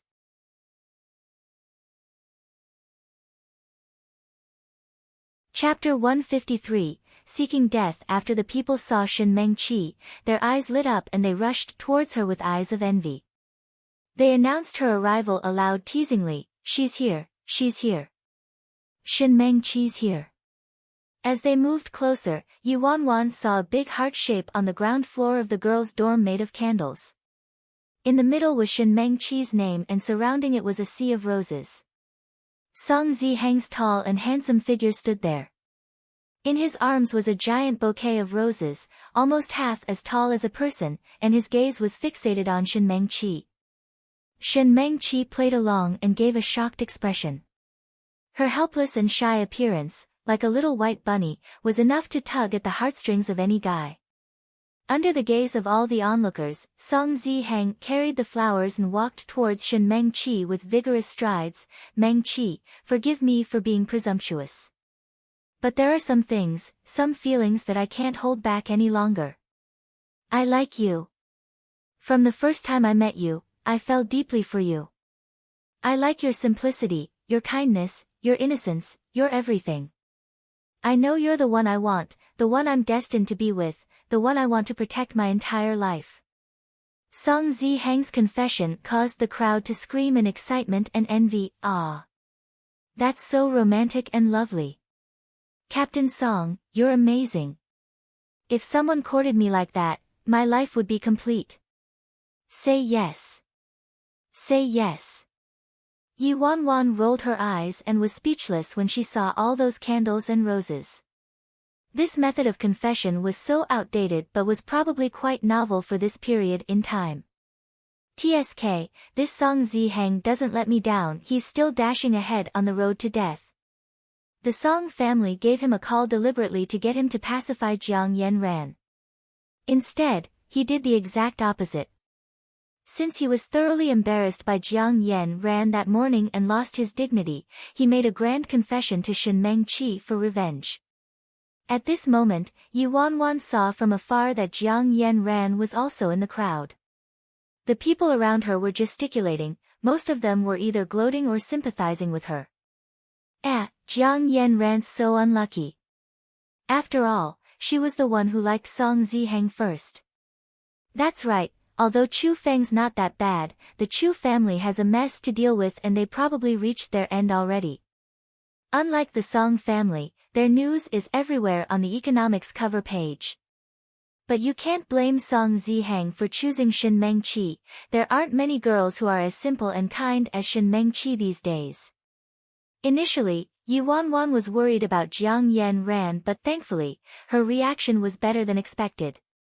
She only glanced at all of this coldly and was disinterested in Song Zihang's performance as she carried her books back into the dormitory nonchalantly.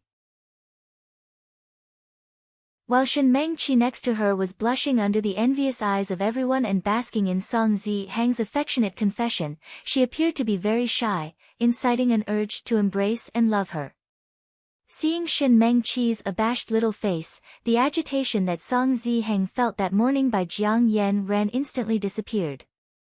When he saw the retreating figure of Jiang Yen Ran from the corner of his eye, he even thought that she left heartbroken. Song Ziheng looked at Shin Meng-chi once again and continued his confession with deep emotions. Meng-chi, be with me. Give me the chance to take care of you, protect you, and give you happiness. Shin Meng-chi obviously didn't let such a good opportunity to clutch on to Song Ziheng pass. However, with her shrewdness, she wouldn't accept him directly in front of everyone. She put on a shy face the whole way and accepted the flowers from Song Ziheng after making a polite show of declining. She still didn't say a word and hurried back into the dormitory, blushing. With this kind of reaction, it could be thought that she had accepted him in the eyes of Song Ziheng and the crowd. However, if she wanted to deny what happened or pacify her spare tires, she'd be able to. Yi Wanwan watched delightfully as Song Ziheng sought death. She calculated the time in her heart. Uncle Jiang should be ready soon and it was also time for her to prepare.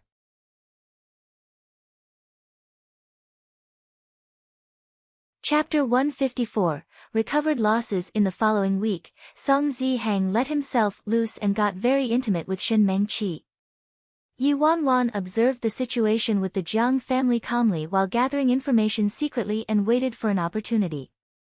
Her big move on Si Xia had worked for quite some time. The boy was very well behaved for an entire week and didn't dare to provoke her, and he was also very obedient during rehearsals. After waiting in silence for several days, the news that Yi Wanwan was waiting for finally arrived. Today was the day of the government open bid. Mr. Jiang called just as she arrived back at the dormitory that night. Yi Wanwan prompted Jiang Yen Ran anxiously with her eyes glistening. Quick, answer it. Jiang Yen Ran nodded and turned on the loudspeaker. Hello, Daddy. Mr. Jiang's loving voice came through the receiver. Hello, Yen Ran, Daddy called to tell you some good news. Today's bid was very successful, we got the project. Although it was expected, Yi Wanwan was still quite emotional. While she was still basking in happiness, Mr. Jiang went on, also, we've publicly announced the cancellation of your engagement with the songs. Thanks to your friend's warning, we were able to act in time before they were alerted. I've withdrawn all the funds from the other projects and cancelled numerous collaborations and dealings. I've also managed to recover all our losses. Most importantly, that big project was in the Jiang's hands. So anyhow, they made some gains from it. Oh right, is your friend there? She's here. Jiang Yen ran past the phone over to Yi Wanwan. Uncle Jiang, I'm here. Wanwan, come over for dinner when you're free. Uncle owes you a big one. Let me know if you need help in future. Thank you, Uncle. Uncle should be the one thanking you. At the same time, in the school canteen, Song Ziheng didn't have a clue about what was going on and was still enjoying a sweet dinner with Shin Meng-chi. These days, the two of them were always together like a little couple deeply in love. They were still displaying their affection publicly as usual today. Ziheng, today's the day your family takes part in the bid with the government, right? I wonder what the result will be, Shin Meng-chi asked in a caring manner, filled with curiosity. Once she mentioned that, Song Ziheng was immediately filled with satisfaction and said confidently, I spoke to my dad last night, everything's in place, the funds will definitely reach us soon. There's absolutely no problem. Shin Meng-chi sighed in relief and said, that's good. At first, I was worried that I would cause trouble for you. What if Yen Ran said some things to her parents? Song Ziheng replied fearlessly, how could that be, Meng-chi? You're too simple-minded. Both our families have worked together for so many years and are inseparable. Our partnership isn't something that can be destroyed by a spoiled princess like Jiang Yen Ran spouting a few words. Look at how impressive the Jiangs are now, it's all because they have our backing. Otherwise, they wouldn't have survived. Jiang Yen Ran's parents were both in the entertainment industry before and went through a complete career change. What would they know about doing business? That's true, It's truly all thanks to your family. Yan Rant's too ungrateful and even pulled that trick with Chu Feng. Isn't she trying to make you look bad on purpose? Shen Mengqi said defensively and looked at him in admiration.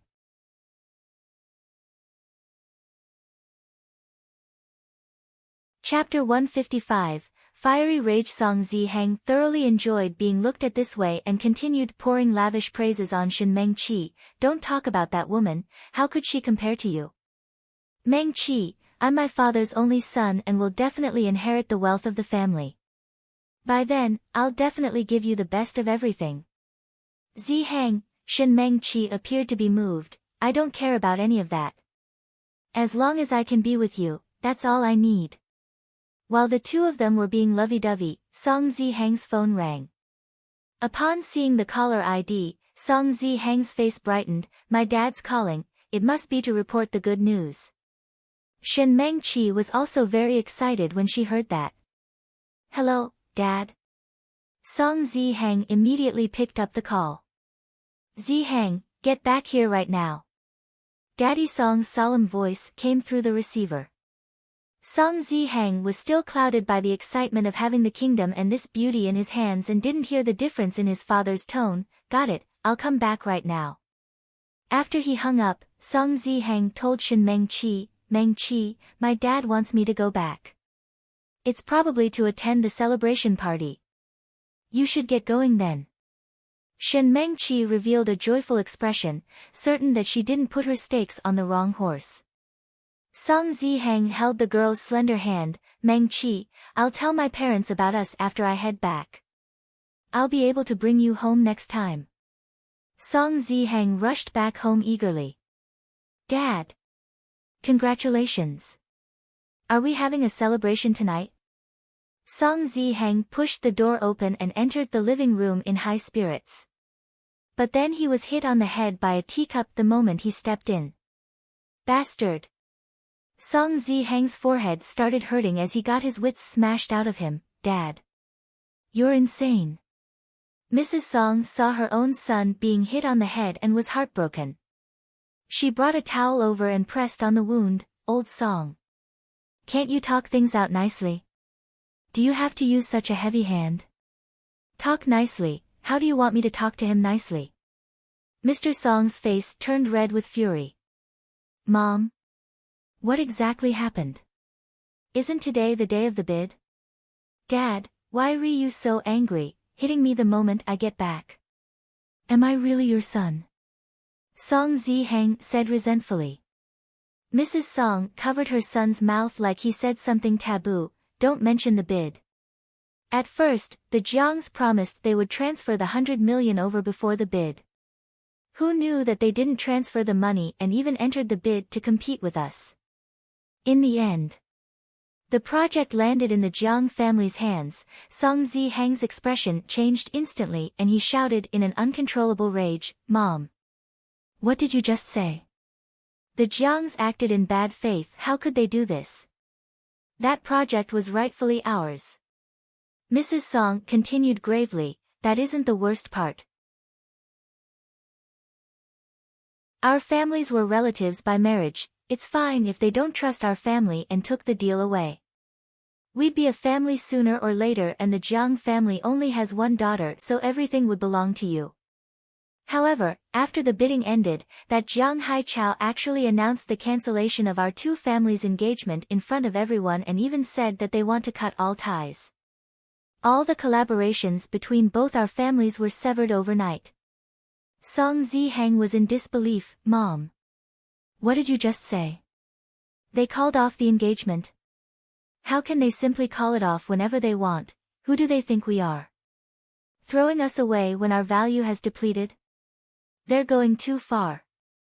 We can't let this go.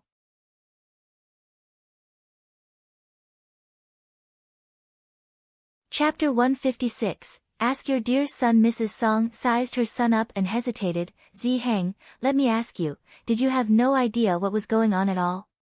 Did you do something that you weren't supposed to do?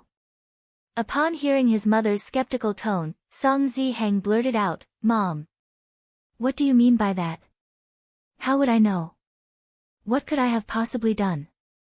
Also, Dad, I wanted to ask you, didn't you keep saying that there's no problem at all? How did it become like this all of a sudden? Did the deal go bust before? Mr. Song slammed the table and shouted, "You don't know? If you didn't know, why would Jiang Haichao tell me to go home and ask my dear son? Whose fault could it be other than yours? Do you know how much manpower, resources, and finances the company has invested into this bid? We even took up a huge loan. All the money has been invested into the equipment for that machine factory. Now that the deal's gone, everything has become a pile of scrap metal." What? Jiang Haichao told Dad to come home and ask me? Song Zihang's heart thumped hard as cold sweat started trickling down his spine. Ask me, Mrs. Song said anxiously. Yes. Zihang, quickly, think about what you've done exactly, there might be a way to salvage this. Otherwise, the company's really gone. Our whole family will have to sleep on the streets.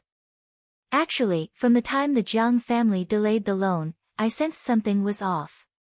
Now that I think back, Jiang Haichao had probably started making plans from that point in time.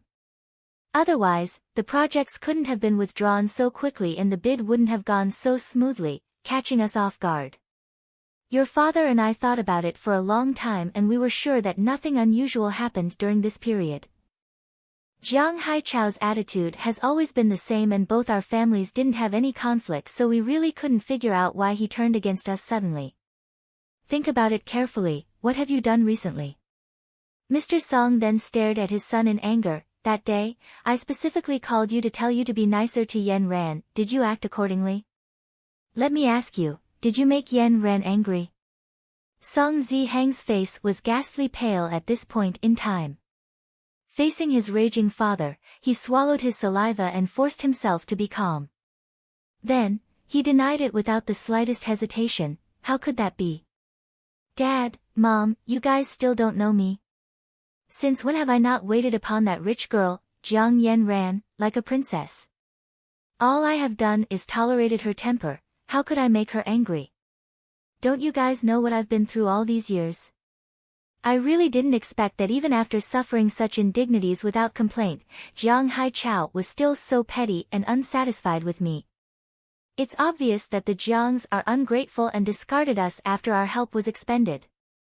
Mr. Song stared at his son sternly for a long time.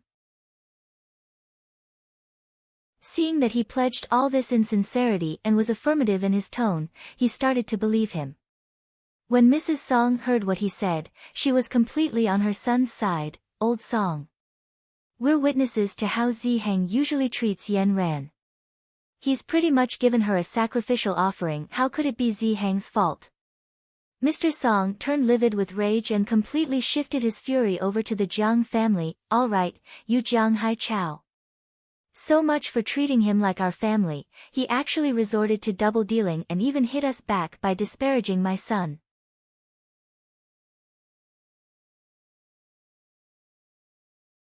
Chapter 157, incredibly shameless. Seeing that his parents were no longer suspicious, Song Zihang heaved a sigh of relief silently. Thankfully, he had been very nice to Yen Ran in front of the parents of both families. Even Jiang Haichao wouldn't suspect him, much less his parents. Then, how did this happen? How did things end up this way? In the blink of an eye, he lost everything. The project was gone, the collaboration was gone, the production line was useless, the company was knee-deep in debt and was about to go bankrupt. He knew Jiang Yen Ran too well and was confident that he already had that woman hooked. No matter what he did, she'd never object because she was afraid that he'd hate her, so it was impossible that she'd go home to complain. So what if he protected Meng Qi and confessed to her in public? That would only make Yen Ran jealous and become more devoted to him. Now, she dolled up so beautifully and ran to Chu Feng just to provoke him and try to change his mind, right? He never expected that Jiang Haichao would actually call off the engagement between the two families. Damn it! I knew it, it must be because that woman, Jiang Yen Ran, was pushed too far, so she had to use heavy tactics to force me to submit. Song Zihang tried probing his dad. Dad, what should we do now? A sense of tiredness overwhelmed Mr. Song's face. I can only think of one thing. If the Jiang family is willing to work with us on this government project, that's the only way to salvage things. But if Jiang Haichao really wants to be so brutal, I won't let him have it so easy. I'll fight until both sides perish. I want everyone to know the crafty and treacherous side of the Jiangs. Then we'll see how they can continue to work in this field, how their daughter is going to get married. Song Zihang's face turned gloomy. Dad, you're right. The Song family is not to be trifled with. Mrs. Song looked at her son, heartbroken. Zihang, it's been hard on you all these years. You've been so kind to Yan Ran, yet the Jiangs were so ruthless nonetheless. After Song Zihang left his house, he rushed back to school with rage burning inside of him. At the same time, Yuan Wan and Jiang Yan Ran had enjoyed a lavish meal at the barbecue stall in celebration and were taking a stroll by the sports grounds to digest their food. Suddenly, Jiang Yan Ran's phone rang. Jiang Yan Ran opened the text to take a look. Song Zihang asked to meet me. Yuan Wan lifted her gaze, unbothered by it. Meet him then. After all, it was a good opportunity for Jiang Yan Ran to see the true colors of this scumbag. Jiang Yan Ran pinched her fingers and then replied, I'm at the sports grounds. I'll sit over there and wait for you. Yuan Wan went and sat down at the stands nearby. Song Zihang got there very quickly, almost sprinting like the wind to Jiang Yan Ran. He had just managed to catch his breath before he immediately started scolding her. Jiang Yan Ran. I really didn't expect that you'd be this kind of person. You tossed me away once you hooked up with that gigolo, Chu Feng. And you actually made your father call off the engagement. You think the engagement can be called off just like that by the Jiang family? What do you think the Song family is, people that re at your beck and call? Jiang Yan Ran looked at the boy in front of her, expressionless. Are you done? What?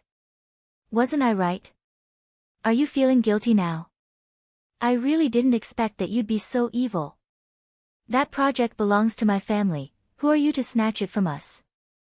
Upon hearing what Song Zihang said, even Yuan Wan was stunned and amazed by how shameless he was.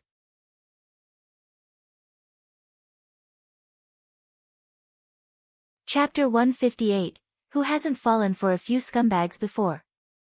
Jiang Yan Ran had an indescribable sadness in her heart. Oh, I'm evil for calling off the engagement? Who exactly declared that the engagement didn't exist and said that he wasn't related to me at all? I've only fulfilled your desires. What? Is that wrong? An icy glow flashed beneath Song Zihang's eyes. Jiang Yan Ran, don't bring that up and make a thing of it now. I'm warning you, you better go back and get your father to retract what he said about calling off the engagement and work together with the Song family for the project. Of course, it's fine if you insist on calling off the engagement. As compensation, you just have to hand the project over to the Song family. Then, I can act like this incident never happened. Otherwise, don't hope that I can forgive you in this lifetime. Don't test my patience. There has to be a limit to your stubbornness. Song Zihang's attitude seemed like he was certain that Jiang Yan Ran's actions aimed to get him to change his mind. He clearly thought that she was still deeply in love with him and that she was still the same girl who'd give in to him whenever he got angry. Watching the guy she used to like for so many years saying all these ridiculous things, finally, the last glimmer of light in Jiang Yan Ran's eyes went out. Song Zihang, you disgust me. You. Song Zihang watched the retreating figure of the girl, his face filled with fury. In the girls' dormitory, after they went back, Yuan Wan sensed that Jiang Yan Ran was a little upset. Are you okay? Jiang Yan Ran smiled bitterly. I just found it quite scary. What if I hadn't seen his true colors in time? What would have happened to me in the end? Thinking back to what happened to Jiang Yan Ran in the end, Yuan Wan's heart froze as well. Yuan Wan understood very well how it felt to have your beliefs vanish into thin air. She sighed and said, cheer up, who hasn't fallen for a few scumbags when they were young? Jiang Yan Ran was amused and laughed out loud. speaking of which, we both seem to be in the same boat. Actually, I've always been quite curious. You were so in love with Gu Yuze before, what made you change your mind all of a sudden? Yi Wanwan's eyes turned slightly gloomy and replied, I found out about some truths by accident. In the next few days, as the bidding process was still incomplete and results hadn't been announced publicly, very few people knew about it and the public wasn't aware of the outcome. As Song Zihang had previously boasted about it non-stop, every student in school assumed that the Song family got it. These people went up to Song Zihang to congratulate him and try to curry favor with him. Shen Mengqi was very sharp and realized that Song Zihang seemed to be distracted these few days. She wasn't sure whether it was because he was affected by Jiang Yan Ran's recent transformation or that he was overjoyed at securing the deal. Anyhow, she couldn't let the prey in her hands escape again. Thus, she was more courteous towards Song Zihang and even took the initiative to ask him out that Saturday. With each passing day that the project remained out of his hands, Song Zihang became uneasy. He still maintained the fantasy that Jiang Yan Ran would compromise eventually. While he was shopping with Shen Mengqi, he received a call from home once again. Song Zihang ducked away from Shen Mengqi and answered the call, Hello, Mom, how's everything? His mother's furious voice came through the receiver immediately, Zihang, the Jiang family is too cruel this time. We can't think of a way out now. He could help us out with just a simple lift of his finger, but he'd rather have the expensive equipment that our company bought rot than work with us. He's obviously pushing us to our death. That old bastard. He's actually treating us like that. Song Zihang boiled in anger.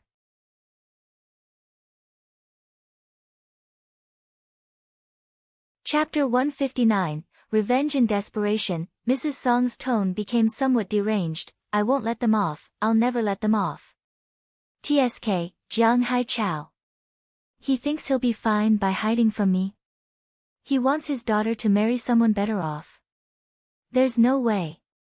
I'll make that wretch lose her reputation. I'll let everyone know how the Jiangs were so treacherous that they broke the contract. Let's see who'd want the Jiang family's junk then. Mom? What are you planning to do? Don't you worry. Mommy will definitely help you get revenge. Wait. Mom? Mom? She already hung up. Shen Mengqi walked over to him with a worried look. Zihang, what happened? Who called?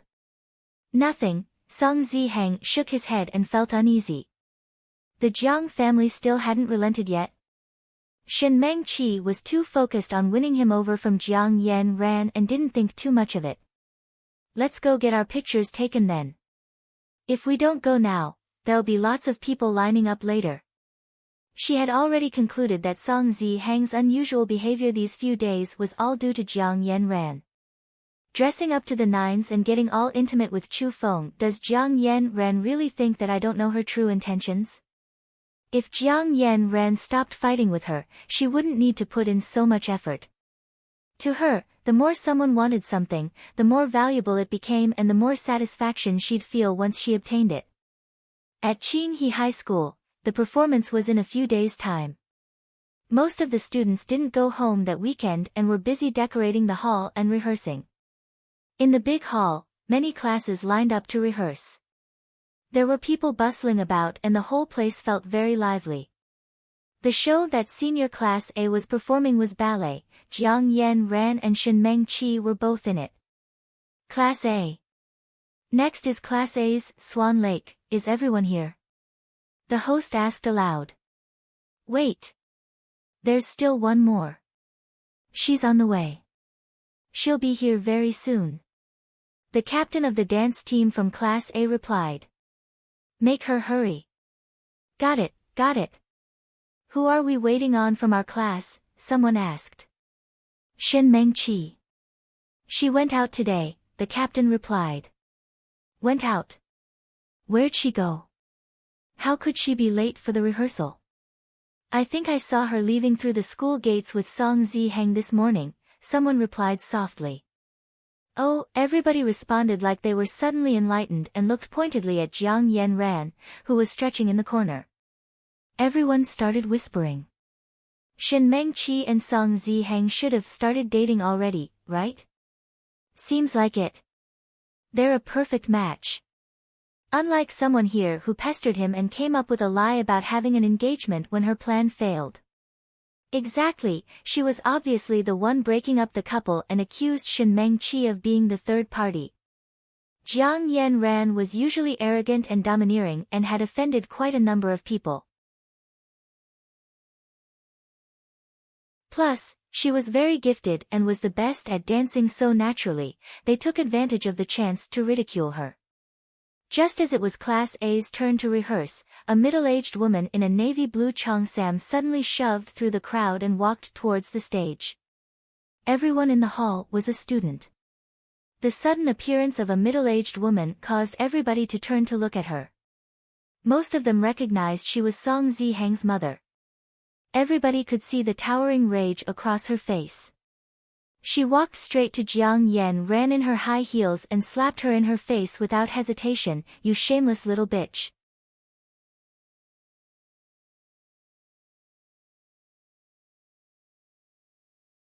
Chapter 160, Devoted.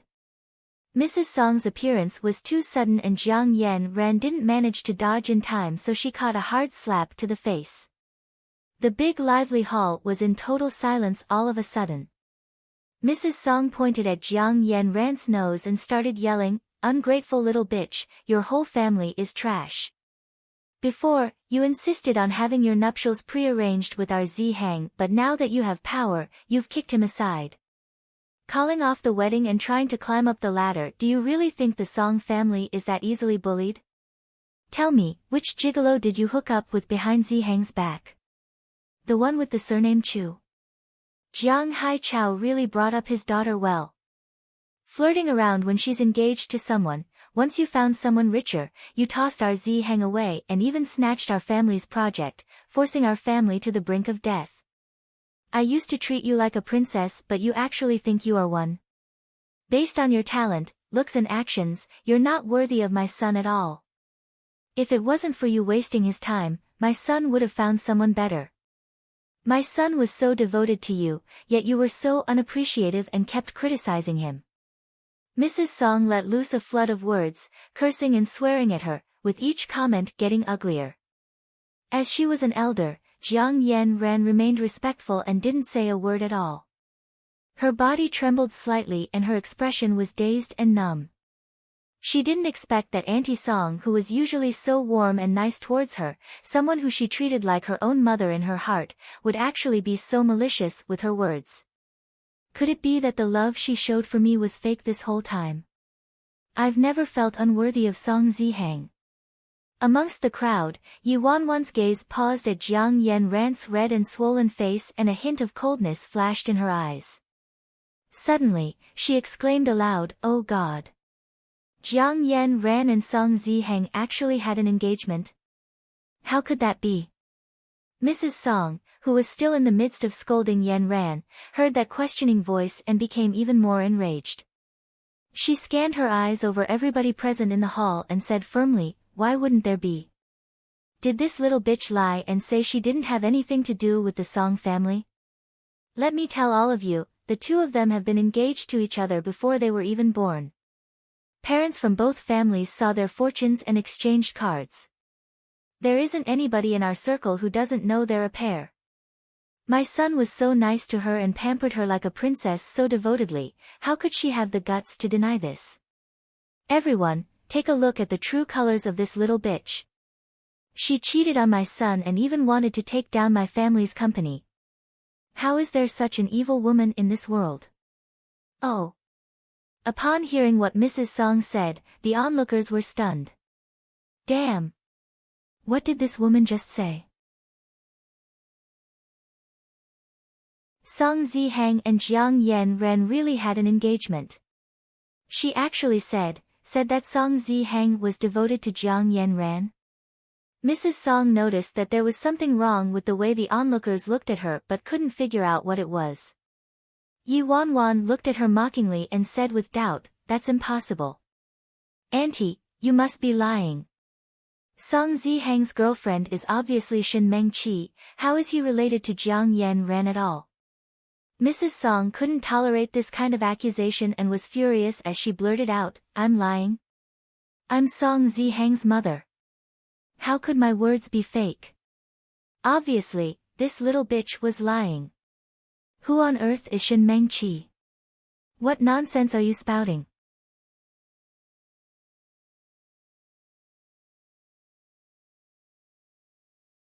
Chapter 161, Twisting the Facts. Yi Wanwan protested, Mengqi's my best friend. We all know that she's the honorable girlfriend of Song Zihang. I think you're the one spouting nonsense. Are you trying to accuse our Mengqi of being the third party here? You're too much. You. What did you say? Zihang's girlfriend, Mrs. Song was shocked. As she looked at Jiang Yanran's red and swollen face, a sense of uneasiness arose in her heart. At this point, almost everybody understood what was going on. Yi Wanwan didn't have to continue anymore. A girl standing next to Mrs. Song turned to her and asked, You're Song Zihang's mom? Did you know that Song Zihang declared to the whole school that he doesn't have anything to do with Jiang Yanran and even said that the engagement didn't exist? He said it was just a joke between the two families and then he confessed his love to another girl on the spot. Mrs. Song came to her senses and replied angrily, This can't be true. How could my son do something like that? Stop attacking him. Some people couldn't tolerate this any further and started talking all at once. How are we attacking him? Everybody in school knows about this, we're all witnesses, okay? That's right. When Jiang Yanran found out that Song Zihang had a secret date with her best friend, Shin Mengqi, she had a fight with her.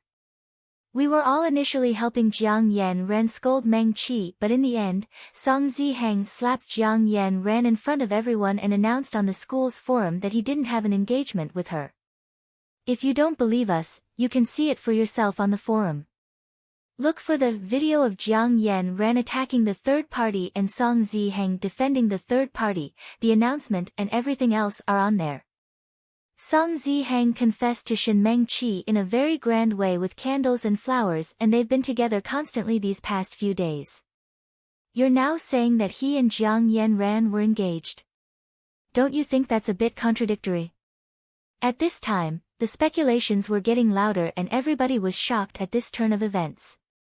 I didn't think that Song Zihang had been lying this whole time to protect the third party. Shin Mengqi really was the third party. I thought Song Zihang was quite manly at first, but who knew he was a scumbag who hooked up with his fiancée's best friend behind her back. His mom actually dared to say he was devoted to Jiang Yanran. Where did she find the guts to say that? What do you mean behind her back? He hooked up with that girl right under Jiang Yanran's nose. TSK. Also, the big project that Song Zihang has been boasting about was busted already. Probably as revenge from the Jiang family. He deserves it. I thought the Song family was powerful, but they only relied on help from the Jiang family. His mom actually came down to school to twist the facts and slap Jiang Yanran, putting the blame on the victim. Oh my god. This has me totally twisted. What kind of people are in this family? They're just a pack of ungrateful wolves. They're shameless. Mrs. Song became paler and paler when she heard the overwhelming ridicule and insults circling around her. Her initial plan was to find Jiang Yanran to seek revenge and ruin her reputation, but instead, she learnt the truth and almost fainted on the spot. The reason why the Jiang family wanted to call off the engagement suddenly was because of this. Zihang denied the engagement in front of everyone and hooked up with another girl in school immediately after. This is impossible. This is completely impossible. Yi Wanwan caught a glimpse of a figure trying to sneak off into the crowd and she rushed over nimbly, grabbed onto Shin Mengqi's elbow and said anxiously, Mengqi. You're finally here. Hurry, explain things to everyone. They're too much, they actually said that you're a shameless third party. You're definitely not this kind of person, right? Suddenly, everybody turned to Yi Wanwan and saw the flustered Shen Mengqi standing next to Song Zihang.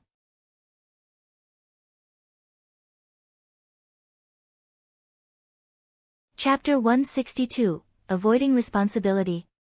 Yi Wanwan's words seemed to defend Shen Mengqi, yet they pushed her directly into the eye of the storm once again. It's fine that this ugly freak isn't good looking, but is there something wrong with her brain too? Zihang's mom already said that there was an engagement, yet Wanwan still thinks it was a misunderstanding. What else should we call Mengqi other than the third party? Song Zihang has really tested my limits. On one hand, he was relying on his fiancé's family's support, and on the other, he went with a slut in front of her. His family is on the verge of bankruptcy, and yet, he's still fooling around and trying to put up a front, acting like a rich young kid. Shen Mengqi tried shaking her off, but before she managed to weasel out of Yi Wanwan's grasp, she was blocked by the crowd. She was astounded. She never expected that things would turn out this way. She always aimed high. Her greatest goal was to be with Si Yihan, but she knew very well how distant that man was and low the possibility of being with him was, so she didn't act silly and sit around to wait for an unobtainable target. She'd be graduating soon and was preparing to enter the entertainment industry, so she needed a strong backer. She knew her strengths very well. Unlike those old foxes who'd already entered high society, these little boys in school were easier to entrap.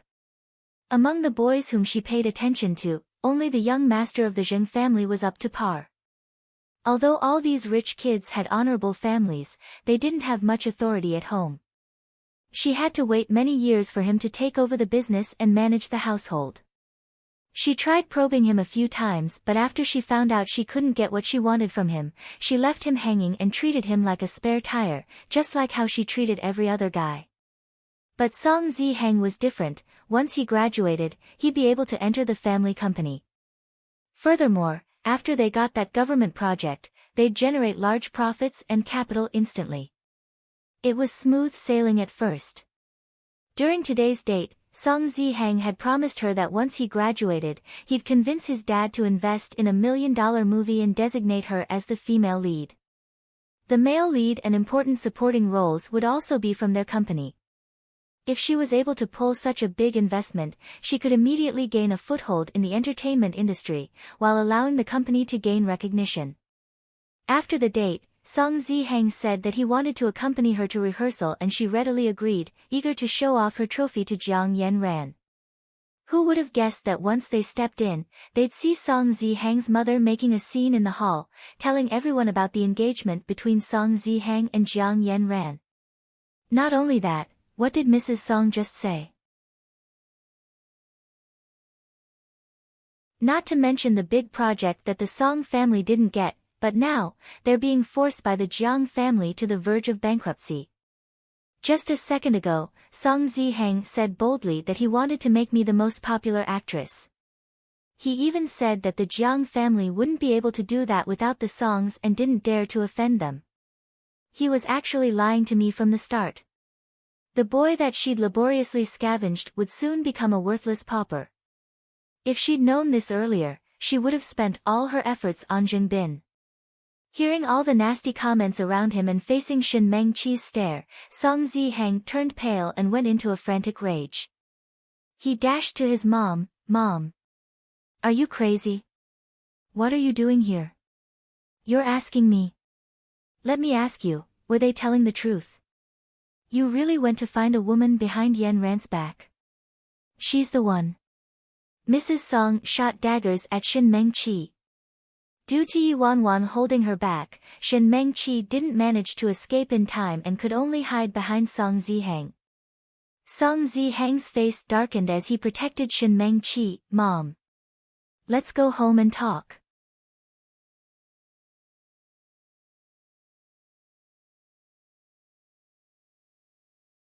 Chapter 163, Made a fool out of you. With the bare truth in front of her, Mrs. Song felt as if heaven and earth were falling down. When she thought about how she slapped Jiang Yan and how she could never take that back, she felt so remorseful that her intestines turned green. Under her rage and panic, she had shifted all her hatred onto that woman. Now, she charged at Shen Mengqi and grabbed her by the hair. "You shameless bitch. You're the one who seduced my son, right? I'll beat you to death, you shit. Seducing someone else's fiancé at such a young age. How did your parents raise you?" Shen Mengqi didn't expect that a casual comment by Yi Wanwan could have this effect. Her scalp was nearly ripped out by Mrs. Song as she shrieked in pain. I didn't. I didn't. I don't know. I don't know anything, you don't know. You're still pretending now. You saw that our Zihang was a good chance for you to climb your way up. I've seen many people like you. Song Zihang saw that his sweetheart was being scolded and beaten by his mother and started panicking. Mom. What are you doing? Let Mengqi go. I told you, this has nothing to do with Mengqi, I'm the only one at fault. So what if I like Mengqi? She's simple and kind, 1,000 times better than Jiang Yan. Shut up. Get over here and apologize to Yan. I think your heart's covered in pig oil. What the hell did you feed my son, you wretch? Bring your parents here. I want to see which family raised such a shameless daughter. Song Zihang looked at how Shen Mengqi was in tears and his heart almost shattered. I'm not apologizing, why should I apologize? Even if I hadn't done what I did, the Jiang family already had these intentions. You think Jiang Yan's any more faithful? She ran straight to the gigolo from the Chu family right after. Shen Mengqi was sobbing, Auntie, I'm sorry, I'm really sorry. I really didn't know that Zihang was already engaged. I'm really in love with him. Zihang's an outstanding guy, I'm sure many girls are attracted to him. At first, I held my feelings back because of Yan, but it was Zihang who gave me courage. But if I'd known that he and Yan were engaged, I would never have gone between them. Shen Mengqi's tears were like raindrops on a pear blossom and she managed to cast all blame aside with just a few words. She'd even portrayed herself as a victim. That woeful and pitiful face not only made Song Zihang heartbroken, but even Mrs. Song had a change of heart when she heard her praising her son. Her heart softened and everybody was moved by her words. Judging by Shen Mengqi's looks, she really couldn't have known about it, right? She was probably lied to by that scumbag Song. Shen Mengqi's simply too innocent, scumbags cause tons of trouble. Yi Wanwan hid in the crowd and a smirk surfaced on her mouth. Even now, she's still trying in vain to get herself acquitted. I'm really looking forward to seeing Song Zihang's reaction when he finds out that he's been made a fool and was treated as a spare tire and a sucker this whole time. Yi Wanwan walked silently over to a secluded corner and made a call. Hello, Zheng Bin, I'm Mengqi's friend. She's in some trouble right now and is being bullied by Song Zihang, you should come over quick. We're at the school hall, yes. It's really urgent and you're the only one who can help Mengqi out of this. You're tuning in to the Blissful Bookshelf YouTube channel. We're so grateful for your support and don't forget to subscribe to join us on this incredible journey through captivating stories. Your generosity through donations truly makes a world of difference, as it's the primary source of revenue that allows me to expand and enhance this channel for you. Thank you from the bottom of my heart for being a part of this adventure.